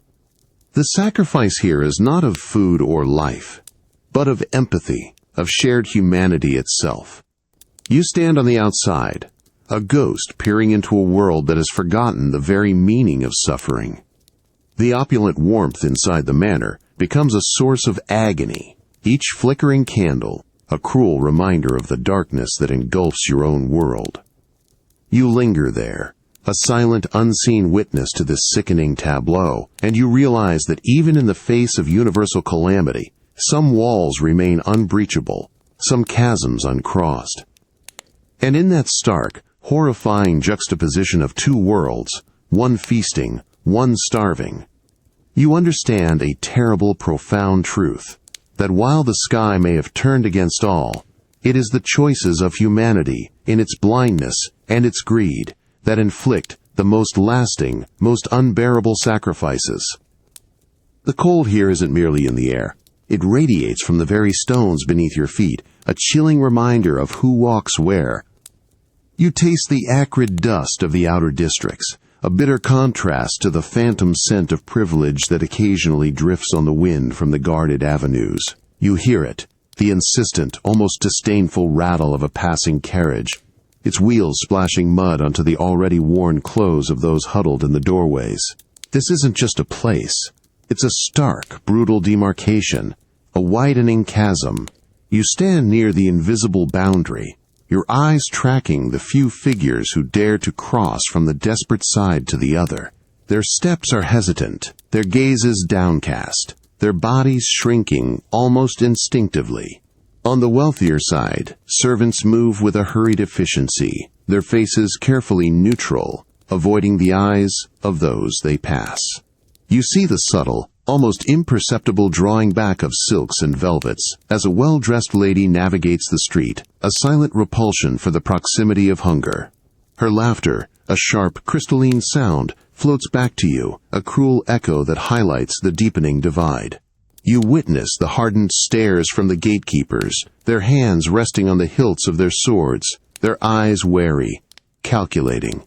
There's no hostility, not yet, but a profound, unyielding sense of boundary, enforced not just by walls and men, but by an unspoken understanding. The few beggars who dare to venture too close are met not with charity, but with a cold, blank indifference, a gaze that sees not a human, but an inconvenient obstacle. It's a dehumanization that chills you more deeply than any physical cold. This isn't just a difference in fortune.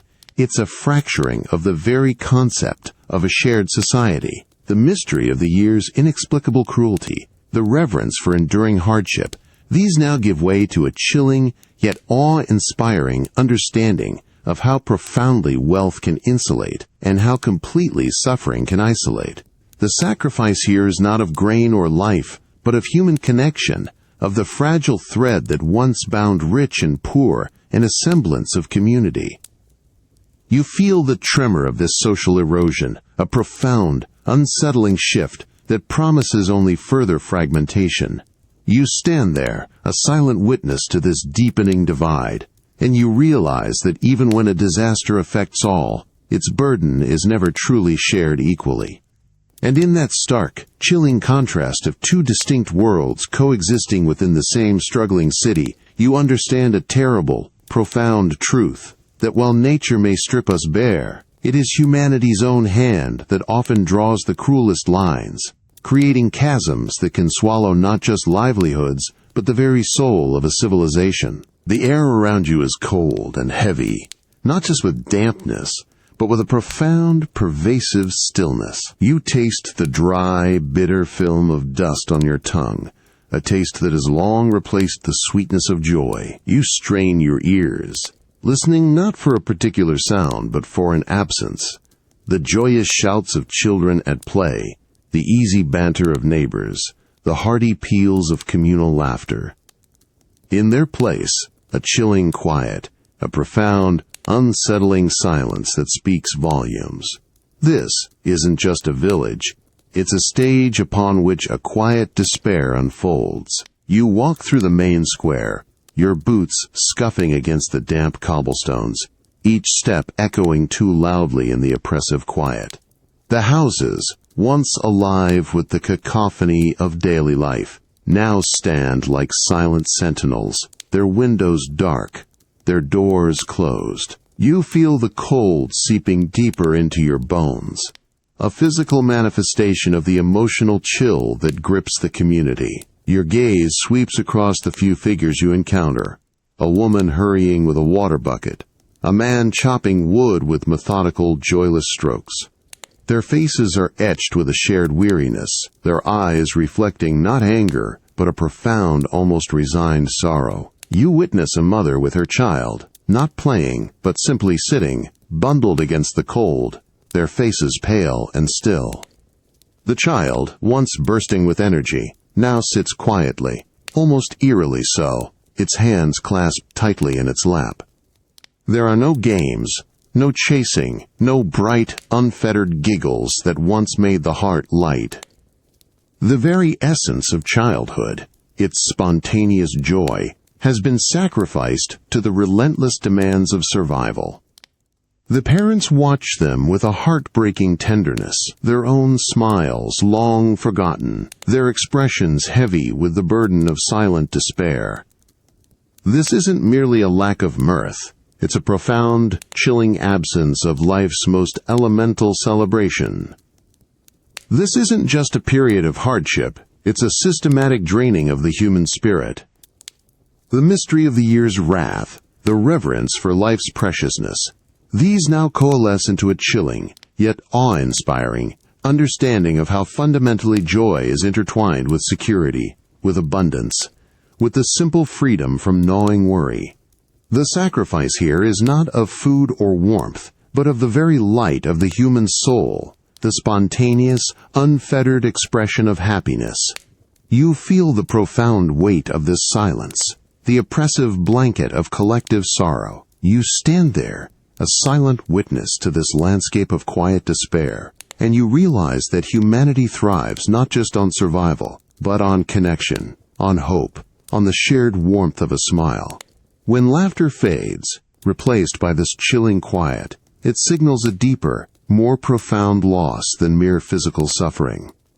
And in that quiet, echoing square, surrounded by the silent testament of unplayed games and unshared smiles, you understand that some sacrifices extend beyond the physical, claiming the very essence of what makes life worth living, leaving behind a solemn, profound stillness. The air around you is thick, with the scent of old wood smoke and damp earth, but beneath it, a more insidious aroma lingers, the faint, metallic taste of lingering fear, tinged with a profound, pervasive isolation. You hear the ceaseless drumming of rain on the roof, a monotonous rhythm that now seems to echo not outward, but inward, into the cavernous silence of your own mind.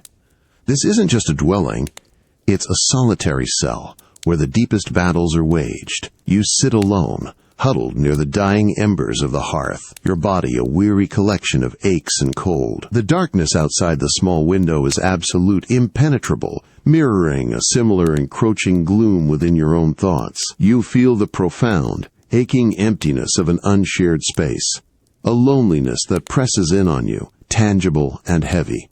The usual comforting memories of loved ones, of warmer days, now feel distant, fragile, almost like a cruel mirage. Your mind, once sharp with the demands of daily survival, now wanders, unbound, into the unsettling landscape of introspection. You witness the flicker of shadows on the walls, transforming into grotesque figures, fleeting phantoms of doubt and despair. You find yourself speaking aloud, not to anyone, but to the silence itself, your voice a rough, unfamiliar sound in the oppressive quiet.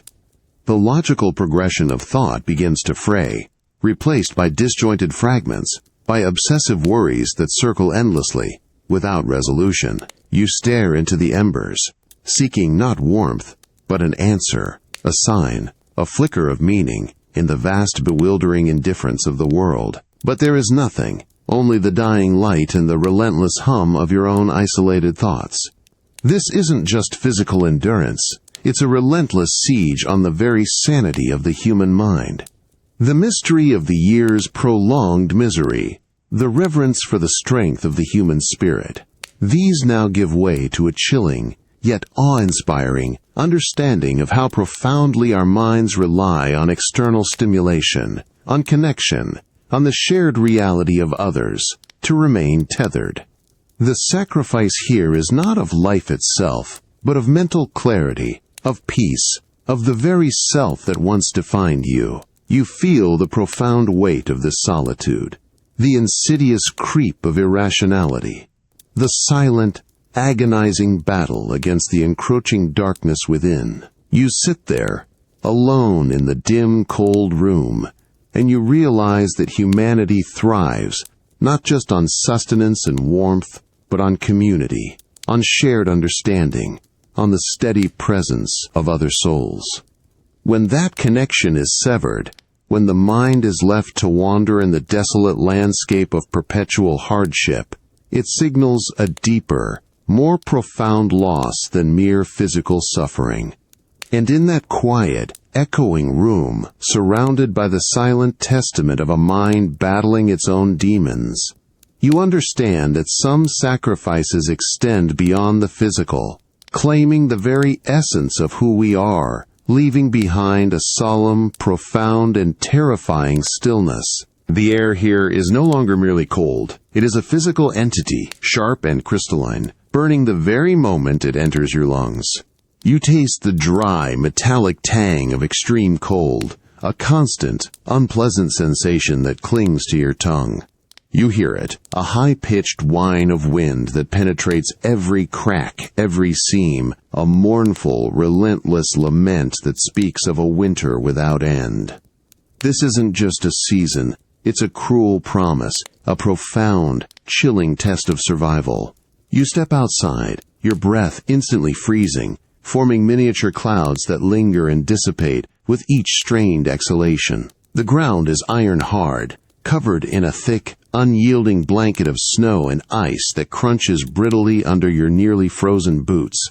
You feel the cold seep through your threadbare clothes, a relentless, penetrating invasion that goes beyond mere discomfort, reaching deep into your very bones, numbing your fingers, your toes, making your joints ache with a dull, persistent pain. Your skin feels stretched and tight, a thin barrier against the hostile air. You see the world transformed into a stark, brutal landscape of white and gray. Trees stand like skeletal sentinels, their branches heavy with frost, their usual comforting presence now alien and foreboding. The distant houses, usually a symbol of warmth and community, now appear small, isolated, fragile, against the vast, indifferent expanse. You witness figures moving slowly, almost painfully, across the snow, their heads bowed against the invisible force of the wind, each step a testament to an unimaginable effort. There are no shouts, no calls, only this profound, chilling silence, punctuated by the wind's mournful song and the heavy rhythmic crunch of trudging feet. Their faces, when you catch a glimpse, are blue-tinged, etched with a quiet, terrifying desperation. This isn't just a cold snap. It's a systematic assault on life itself, a winter that has overstayed its welcome, consuming all hope of spring, the mystery of the year's unprecedented weather, the reverence for nature's power. These now coalesce into a chilling, absolute fear of utter annihilation. The sacrifice here is not of grain or comfort, but of warmth, of life force, of the very will to move, offered up to an indifferent, all-consuming cold. You feel the profound weight of this omnipresent chill, a constant reminder of your profound vulnerability. You stand there, a small shivering figure in a vast frozen world, and you realize that humanity thrives not just on food and shelter, but on the delicate balance of the seasons, on the reliable promise of warmth's return. When that promise is broken, when the cold becomes an eternal, malevolent presence, it signals a deeper, more profound struggle than mere physical suffering. And in that relentless, unforgiving landscape, you understand a terrible, profound truth, that while the body may endure much, the soul too can be frozen solid, leaving behind a solemn, profound, and terrifying stillness. The air around you is no longer merely cold. It is a raw, biting thing that sears your exposed skin. You taste the sharp, metallic essence of freezing air, a bitter tang that catches in the back of your throat, a constant reminder of the hostile world. You hear it, a low, persistent whine of wind that penetrates even the thickest walls, a sound that speaks of profound, relentless indifference. This isn't just discomfort, it's a deep, systemic violation, a cold that seeks to claim you from the inside out. You move your fingers, slowly, stiffly, trying to bring life back to them, but they feel like clumsy wooden appendages, heavy and unresponsive. The pain isn't sharp, not yet, but a deep, throbbing ache that radiates from your extremities, warning of a numbness that is slowly, insidiously creeping upwards. You feel the cold of the floor through your worn, patched boots, a pervasive chill that bypasses fabric and leather, seeping directly into your bones. Your toes, too, have begun to feel distant, alien things. You rub your hands together, a futile friction, then blow a shallow breath onto them, the fleeting warmth barely registering against the invading frost. You see the figures around you, huddled close to the meager, dying embers of a fire, their faces pale and drawn in the dim light. Their movements are stiff, deliberate, each gesture a profound effort. A child, bundled in what scraps of cloth remain, shivers uncontrollably, its small body racked by tremors that make your own chest ache. You witness a mother gently rub her child's blue-tinged hands, her own fingers raw and cracked, her eyes wide with a quiet, desperate fear that mirrors your own. There are no tears, no cries, only this shared, silent communion of suffering, a collective battle against an enemy that penetrates all defenses. This isn't just a harsh winter, it's an elemental siege, a protracted sacrifice of bodily integrity to a cold beyond belief. The mystery of the year's prolonged winter, the reverence for the sheer, brutal power of nature, these now coalesce into a chilling, absolute fear of what will be lost. The warmth, the comfort, the very sensation of life in your limbs, these are being offered up, piece by agonizing piece, to an indifferent world. You feel the profound weight of this slow surrender, the chilling awe at the body's terrifying capacity to persist, even as it breaks. You sit there, a part of this quiet, desperate vigil, and you realize that humanity thrives not just on food and shelter, but on the simple, fundamental gift of warmth. When that gift is withheld, When the body itself becomes a battleground against the encroaching cold, it signals a deeper, more profound struggle than mere hunger. And in that relentless search for warmth, in the quiet agony of frozen limbs, you understand a terrible, profound truth, that while the spirit may endure, the body has its own limits, and its sacrifices, in their silent, persistent erosion, are among the most terrifying of all. The air around you for countless days has been an enemy, sharp and unforgiving. But now, subtly, a new scent emerges. The faint, sweet earthiness of thawing soil, a fragile promise mingling with the lingering bitterness of winter's decay. You taste it, a quiet hope on your tongue that makes your heart ache with a bittersweet yearning. You hear it, the slow, insistent drip of melting snow from the eaves, a sound that, for the first time in an eternity, sings not of sorrow, but of change. This isn't just a day, it's a prayer for spring, a profound, solemn act of faith. You stand in the barren field, your boots sinking slightly into the softening mud, a sensation that is both familiar and profoundly new. The ground, which has been iron-hard for months, now yields, a subtle forgiveness beneath your weight. You feel the faint, almost imperceptible warmth of the sun on your face, a fragile kiss after a long, brutal estrangement. It's not a scorching heat, but a gentle caress, a whisper of life's slow return. Your eyes, accustomed to the stark whites and grays of winter, now strain to find a hint of green, a promise of color in the muted landscape. Around you, others have gathered, their bodies thin and stooped, their faces gaunt, but their eyes, for the first time in what feels like forever, hold a tentative, almost sacred light. They clutch small, precious bags, their contents the last, carefully hoarded seeds, a profound gamble against overwhelming odds. You watch as an old farmer, his hands gnarled and trembling, drops a single tiny seed into the reluctant earth. His movements are slow, deliberate, each act imbued with a reverence that transcends mere planting. It is a desperate offering to the indifferent forces that have ravaged their world. There are no joyous shouts, no confident pronouncements, only this shared, profound silence, punctuated by the soft thump of seed hitting soil, a sound heavy with hope and fear. This isn't just planting. It's a profound, defiant act of belief in the face of despair. The mystery of the year's cruelty, the reverence for the struggle for survival. These now coalesce into a chilling, yet awe-inspiring, understanding of life's relentless persistence. The sacrifice here is not of food, but of the very last vestiges of security, of the final seeds, gambled on a promise that has been brutally broken before. You feel the profound weight of this collective prayer, the silent, terrifying hope that rests on these tiny, fragile kernels. You stand there, a part of this solemn, hopeful ritual, and you realize that humanity thrives not just on sustenance, but on the enduring power of faith, on the quiet, stubborn courage to believe in a future that seems impossible.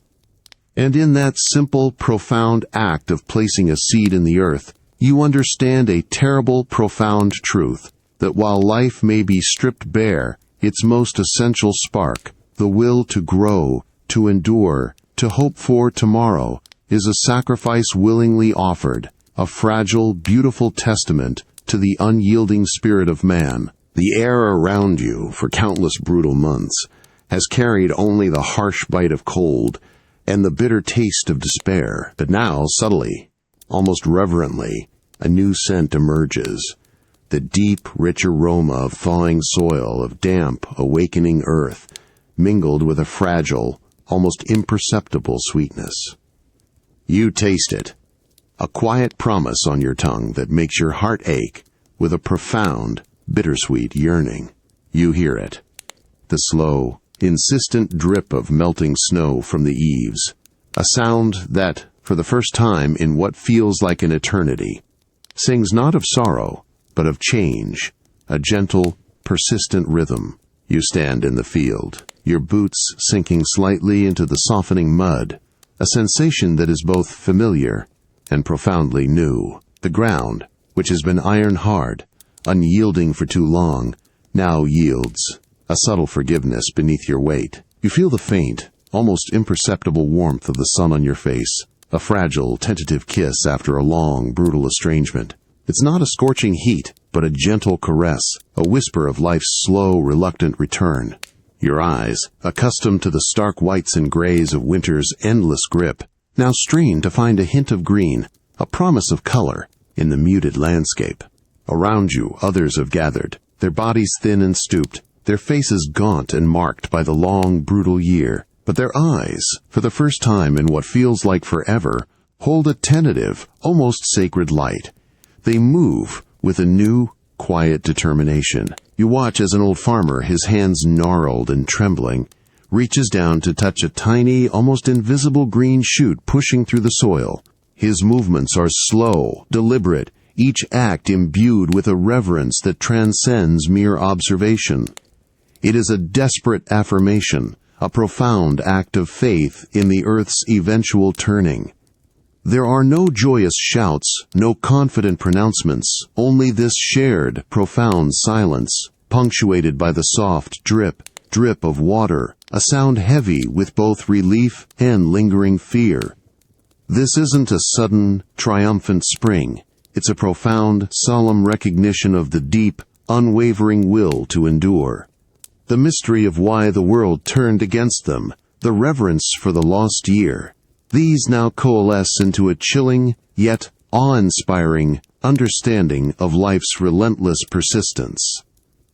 The sacrifice here has been immense, truly, but in the heart of this enduring community, a new kind of offering begins to form, the profound, collective choice to simply keep going, to trust, once more, in the earth's gentle, fragile rebirth. You feel the tentative stirring of warmth in the air, a breath of something new, something ancient, and you realize that even after the deepest winter, after the longest night, there is always, always, the faintest whisper of dawn. And in that quiet, solemn recognition of life's stubborn resilience, you understand that survival is not just about resisting death, but about finding, within the starkest despair, the courage to believe, truly, in the possibility of tomorrow, and to carry that belief forward, one weary, hopeful step at a time. The air, even now, carries a phantom chill that no summer sun can entirely dispel. You taste it, a subtle, lingering bitterness on your tongue, a ghost of the hunger that once defined every waking moment. And though the marketplace bustles with renewed, cautious activity, you hear it, a profound, underlying quiet. Not the silence of despair, but the muted hum of a world that remembers, a collective breath held, even in moments of tentative plenty. This isn't just a day, it's a living testament to a year that left its indelible mark. You walk through the cobbled streets, your boots no longer sinking into mud, but pressing against solid ground. Yet, your steps remain measured, a habit ingrained by months of conserving every ounce of energy. You see the faces around you, no longer gaunt, no longer shadowed by immediate starvation. But the lines around their eyes are deeper, etched by a knowledge of fragility.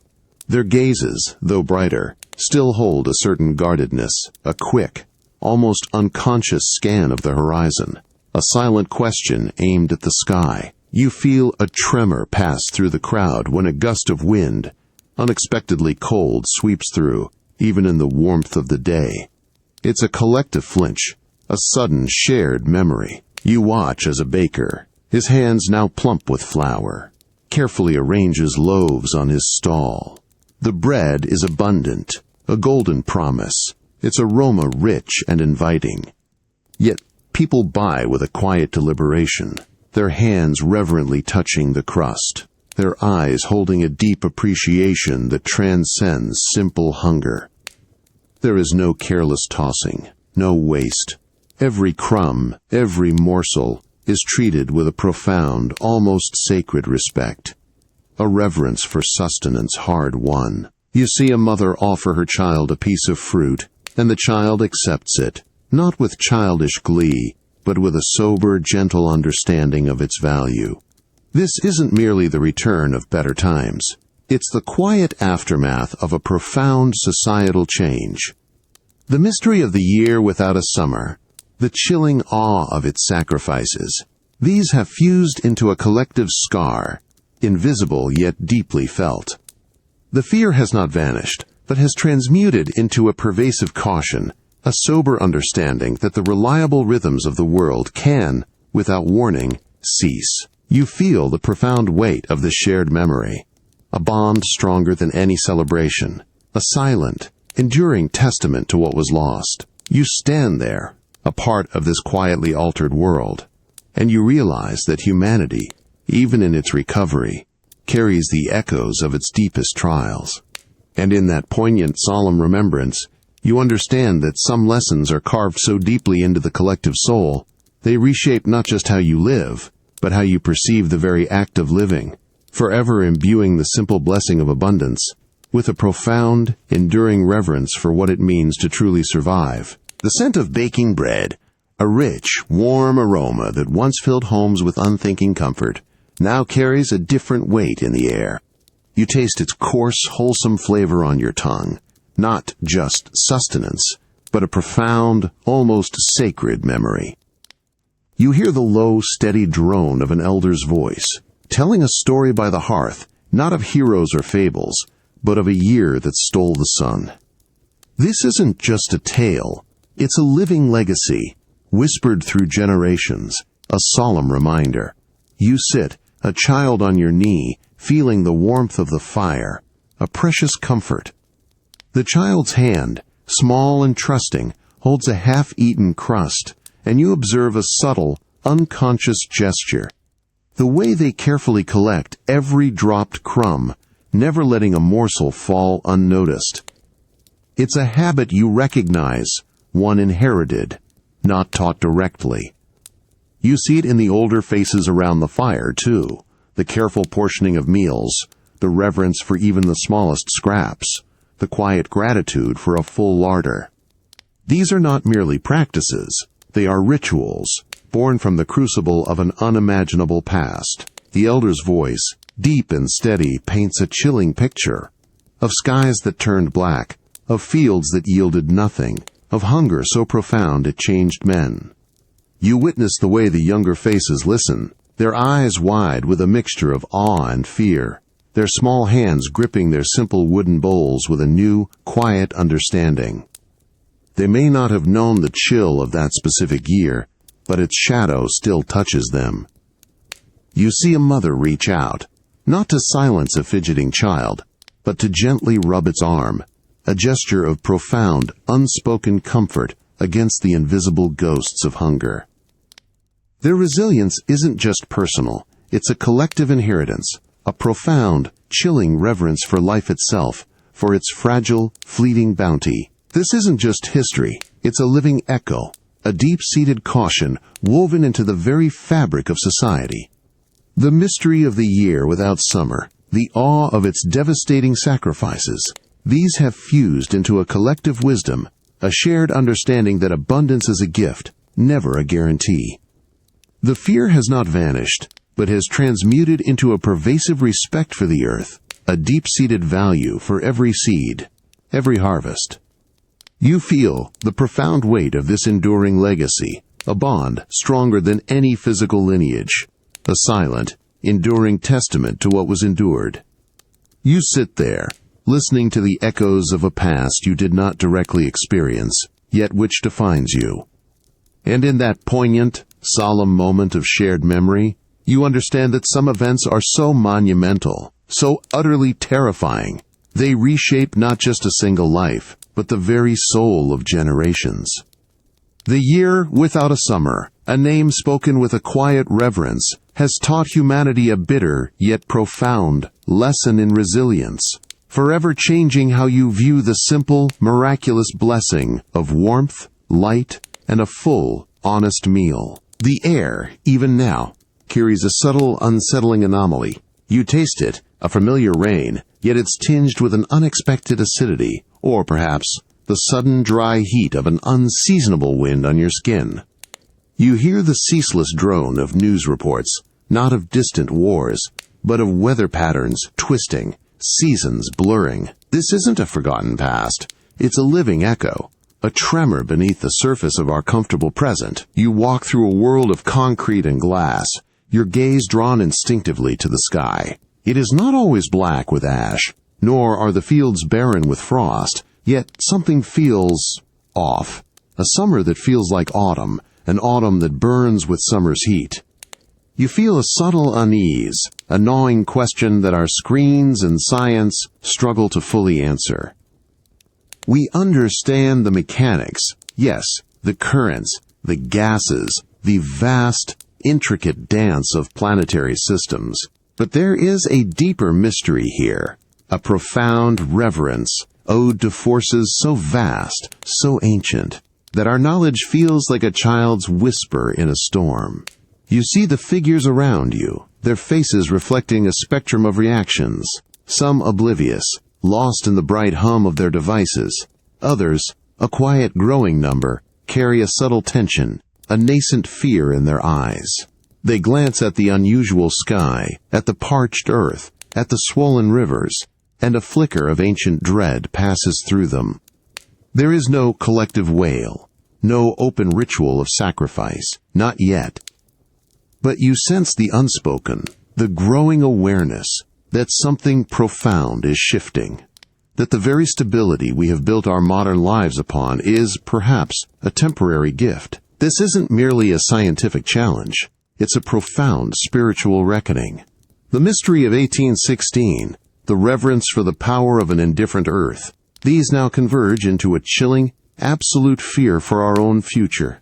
The sacrifice here is not of crops or of peace, but of our very sense of security, of the predictable rhythm of life itself, offered up to forces we have, perhaps, too carelessly disturbed. You feel the profound weight of this potential loss, the chilling awe at a future that might mirror a forgotten past, revealing itself in slow, relentless steps. You stand there, a part of this unfolding modern reflection, and you realize that humanity, even with all its advancements, remains inextricably bound to the whims of the natural world. And in that quiet, solemn contemplation of our fragile climate, you understand a terrible, profound truth, that the earth, in its vast, indifferent power, always has the final word, and its lessons, whether learned through ancient famine or modern warming, are always, ultimately, a sacrifice of our own hubris. The air around you, for what feels like an eternity, has carried the bitter taste of cold, hunger, and despair. But now, as you breathe, there is a profound, new kind of quiet. Not the silence of emptiness, but the deep, resonant stillness of a world rebuilding, of spirits enduring. You taste the clean, earthy scent of turned soil, mingling with the faint, sweet promise of new growth. You hear it, the rhythmic sound of a distant hammer, the soft rustle of leaves, sounds that, for the first time in an age, speak not of sorrow, but of deliberate, profound continuation. This isn't just a moment, it's a testament, a living monument to an unbreakable will. You stand in the familiar square, your boots pressing against earth that has been retilled, resown. The sun, a cautious, hesitant warmth on your skin, feels like a sacred blessing, not a forgotten rite. You see the faces around you, still lean, still etched with the deep lines of a year that demanded everything, but their eyes, though holding the lingering shadow of what was lost, also carry a profound, unyielding light. There is a quiet strength in their movements, a dignity in their labor. You feel the subtle shift in their interactions, a hand offered without question, a glance that speaks volumes of shared hardship and renewed purpose. They work, not with the frenzied desperation of old, but with a solemn, ingrained reverence for every seed, every stone, every fragile breath of life returning. You watch as an old man, his hands gnarled but steady, guides a wooden plow through the softened earth, each furrow a deliberate act of faith. A child, once pale and still, now chases a butterfly, its laughter, though still rare, a precious, fragile melody against the quiet hum of work. This isn't forgetting. This is remembering, with every fiber of being, the cost of indifference, the price of neglect, the mystery of the year without summer, the awe of its devastating sacrifices. These have forged a new understanding, a deep, collective wisdom. The fear remains, a constant, low thrum beneath the surface, but it is overshadowed by an even greater force, the unyielding, almost terrifying capacity of the human spirit to rise again, to plant again, to hope again. This isn't merely survival. It's a profound, spiritual rebirth, a defiant reaffirmation of life's inherent value. The sacrifice was immense, truly, but in the heart of this enduring community, a new kind of offering has taken root, the unbreakable will to continue, to learn, to rebuild, not just for themselves, but for the generations yet to come. You feel the deep pulse of this enduring spirit, a powerful current flowing through the very ground beneath your feet, connecting you to every struggle, every triumph. You stand there, a part of this quietly resilient world, and you realize that humanity, even when stripped bare, even when pushed to the absolute precipice, holds within itself an astonishing, almost sacred tenacity. And in that poignant, solemn understanding of life's relentless push forward, you understand a terrible, profound truth, that while the world may test us, may demand unbearable sacrifices, the human spirit, in its quiet, enduring will, possesses a strength that no cold, no hunger, no darkness can ever truly extinguish. It is the ultimate offering and the ultimate victory.